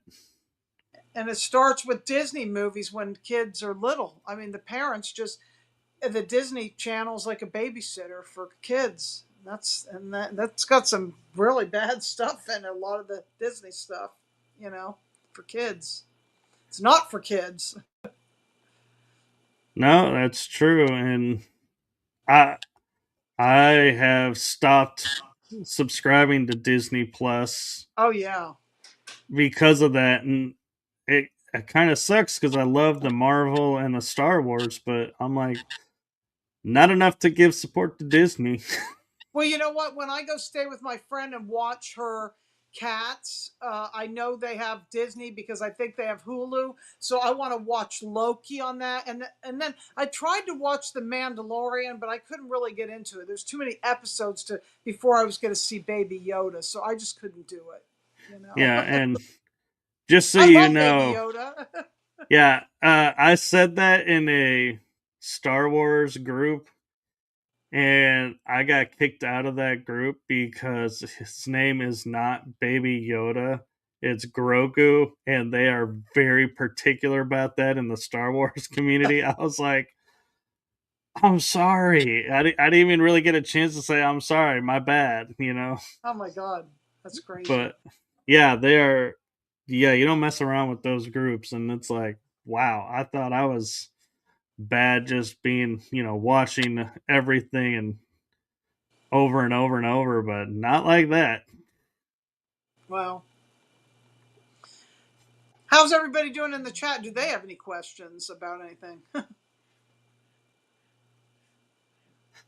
I think they've been just going along with everything, and they were saying they hear the echo that I've been hearing the whole time, and it seems to be quiet right now, but I'm kind of curious. For me, it's gotten quiet. Is it quiet for everybody listening now? Because I changed one setting, so I'm curious it sounds like every once in a while something's trying to come through, but it's not really coming through.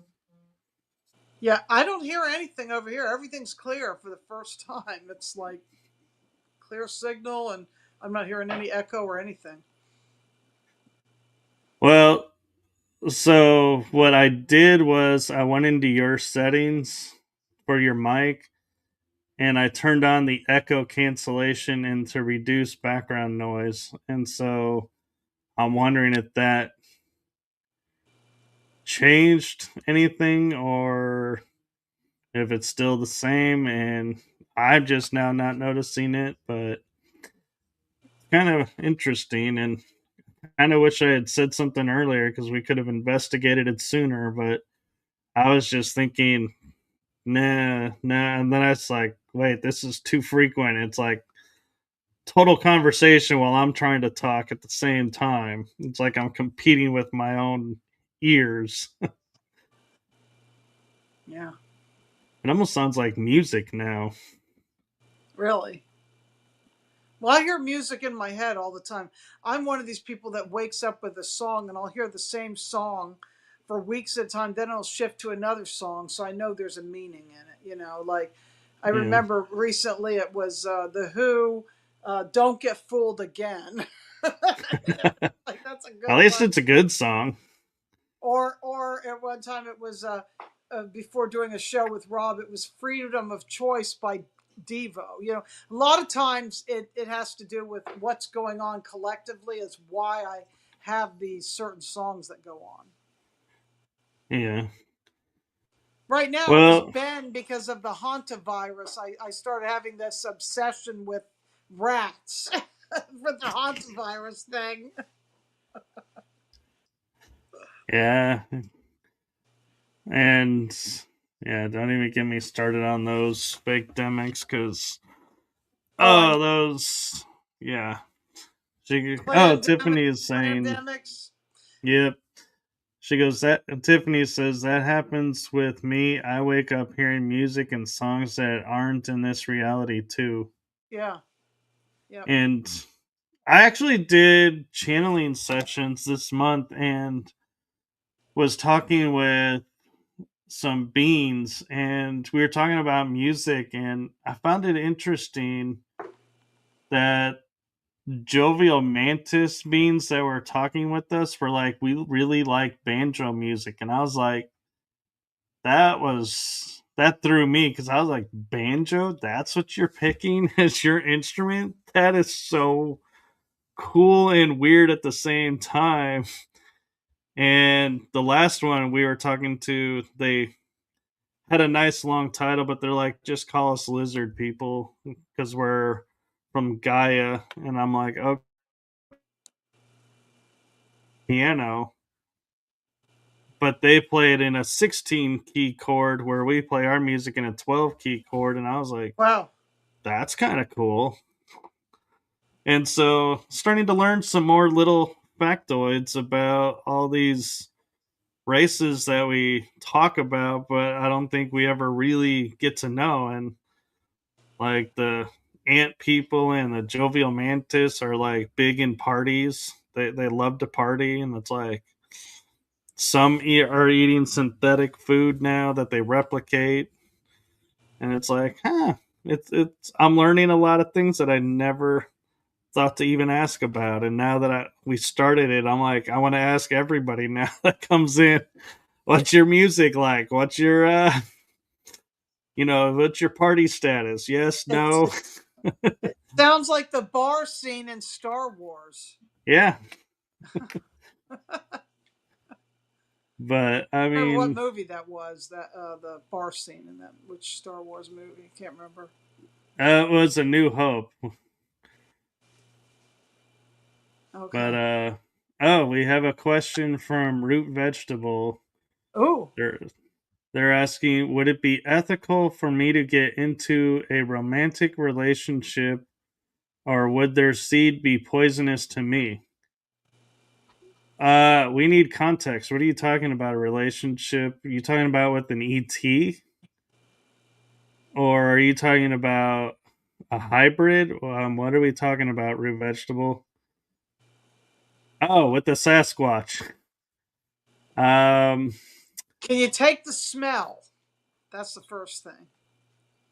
I actually, it's I love that you're asking this, root vegetable, because I was talking with someone and they were like, Sasquatch is who we are hybrided from and created the human being from, was spliced from a Sasquatch. So we're actually genetically related to them. So I would say if you can find one and you guys have that connection, go for it. But I'm also though gonna say, don't be that weird, awkward person that's gonna go around and say like, I married Sasquatch and have no photos, and then be like, I'm divorcing Sasquatch and having a baby, like that lady, was it in Australia, who married the ghost pirate?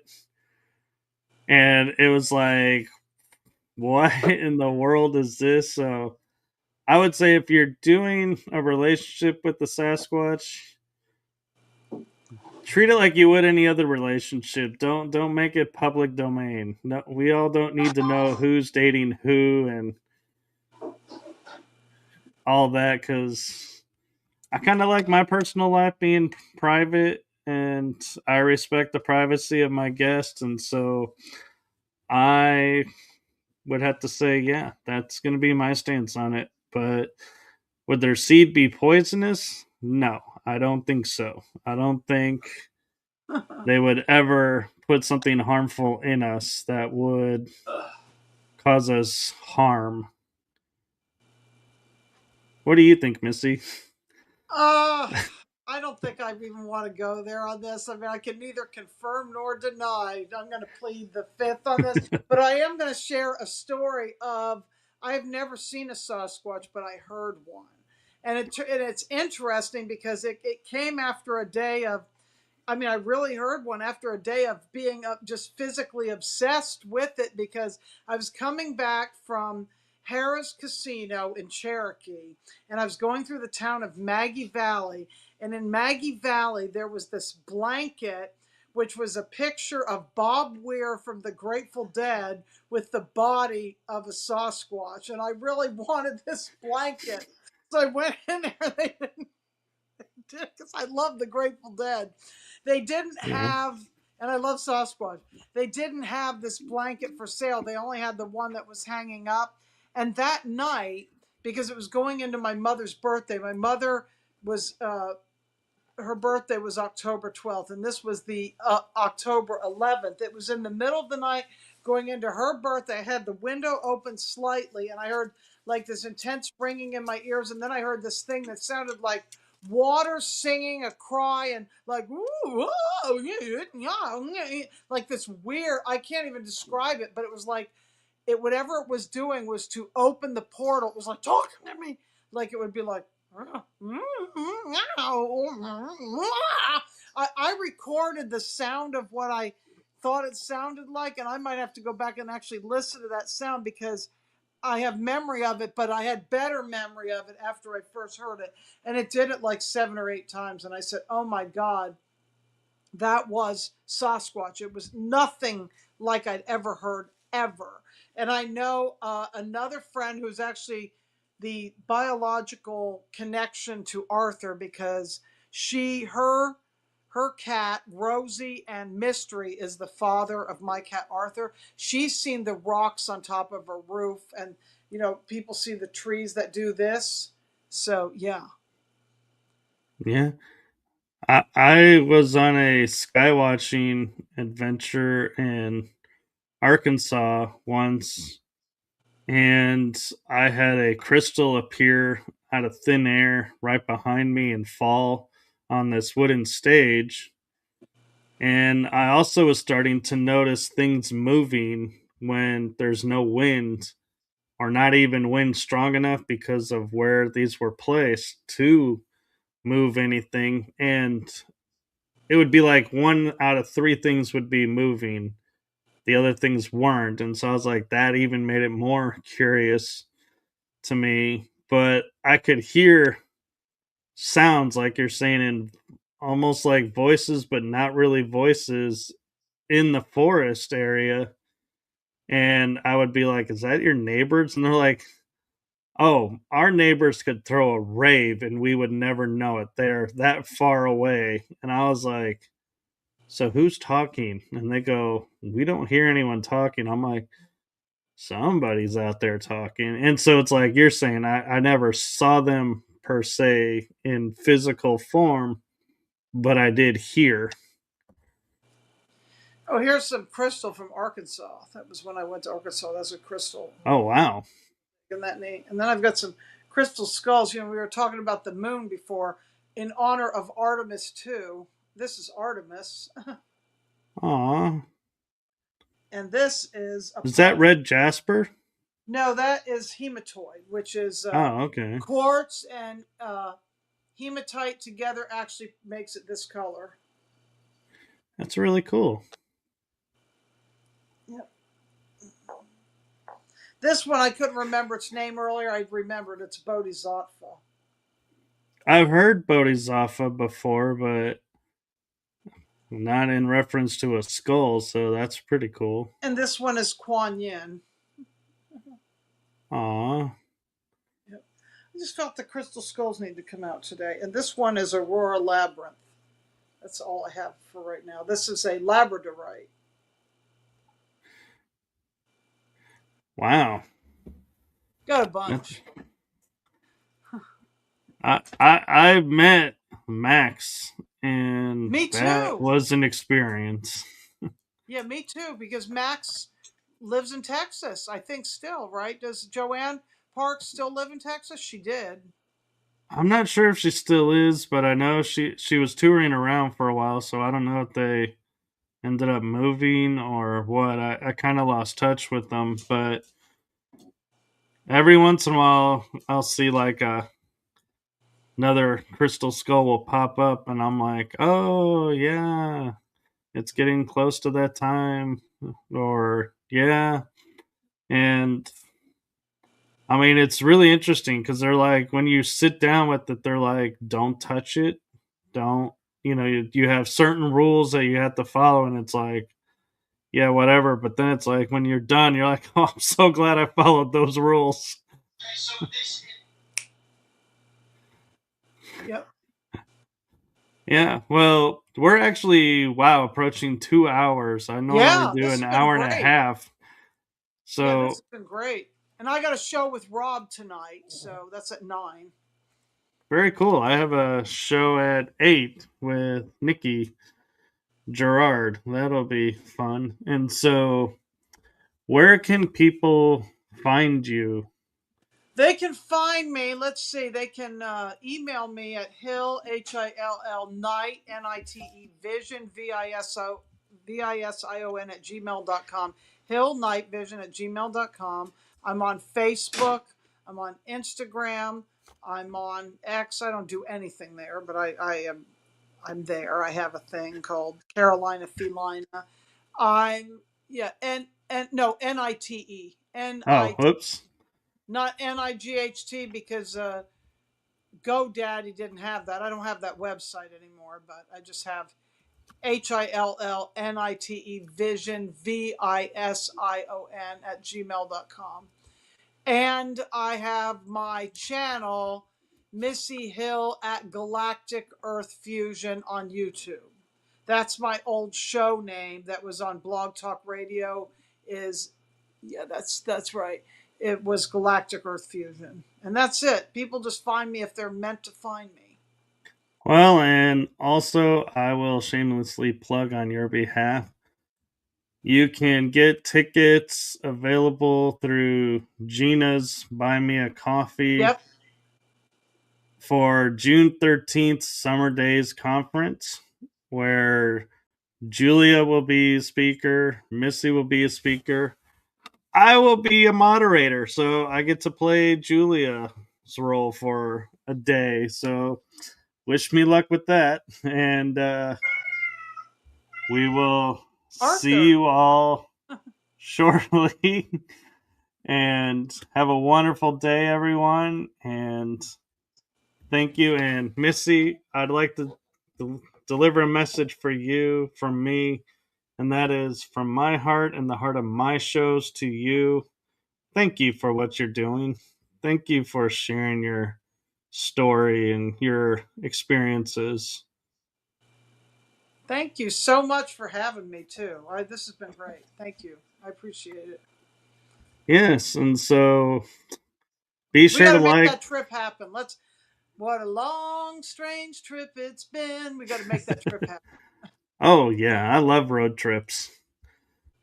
Definitely got to find a way to make that happen and find a place where we can all be like, ooh, kind of. Even if Yeah. it, going into a hot spring. God, could you imagine doing what we do in a hot spring, talking to everybody? How Oh yeah. relaxing that would be. Yep. But then again, it's like, yeah, probably not the best thing to have in a touristy hot spring area because people would probably freak out over mentioning some of the stuff we mentioned.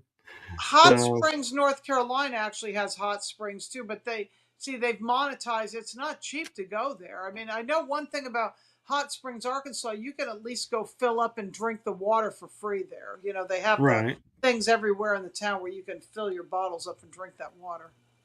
right. Yeah.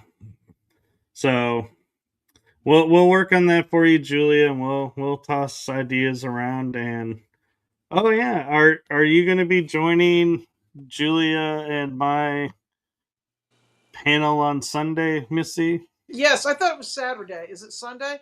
He's crazy. Look at him. How nuts this. He's nuts. Uh, Huh. Ouch. I thought it was 11 o'clock Saturday night. 11 p.m. Eastern Saturday night. That's what I thought. I could be wrong. It's you could be her right, actually. Sunday. It's her Sunday. That's true. It Yeah, would be her Sunday. That that's early for her, isn't it? What is it like? she's 6 hours ahead of me, so she's 5 hours ahead of Eastern time. So when Four she in the does, morning. 4 in the morning for her. Oh my well, god. it could be 11 o'clock her time at night, which would be back it up to being like 6 or 7, I think, our time. Maybe that's it. I don't know. I put a yes for whatever time that was, but I can't tell you what it was. You Yeah, guys do it again and we'll figure it out. Is it going to be Sunday or Saturday? I'm in for whenever it is. I have to look at Now the that I group got chat to cool be internet, honest. yeah. Yeah, I'm like, yeah, I gotta take a look because I got so many things up in the air right now. It's like I could be thinking a different show is doing something on Sunday and ours is on Saturday, so I'll have to look it up. Well, I guess I could look it up now. Let me see. Since I'll message you off air because that's not for Sounds good. everybody.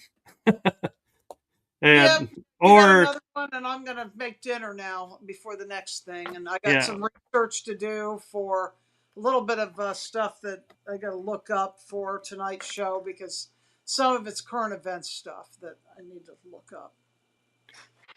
It's yeah. good a little of that stuff. Oh yeah, I was about to say Tiffany can tell us what it is, and she's asking us to remind. So I'll get with Julia and find out for sure, and I'll message both of yous when and where. Sounds So have a wonderful evening and rest of the day, and enjoy your weekend. And I will see you all soon. And with good. that, I'm gonna say good night, everyone. Night.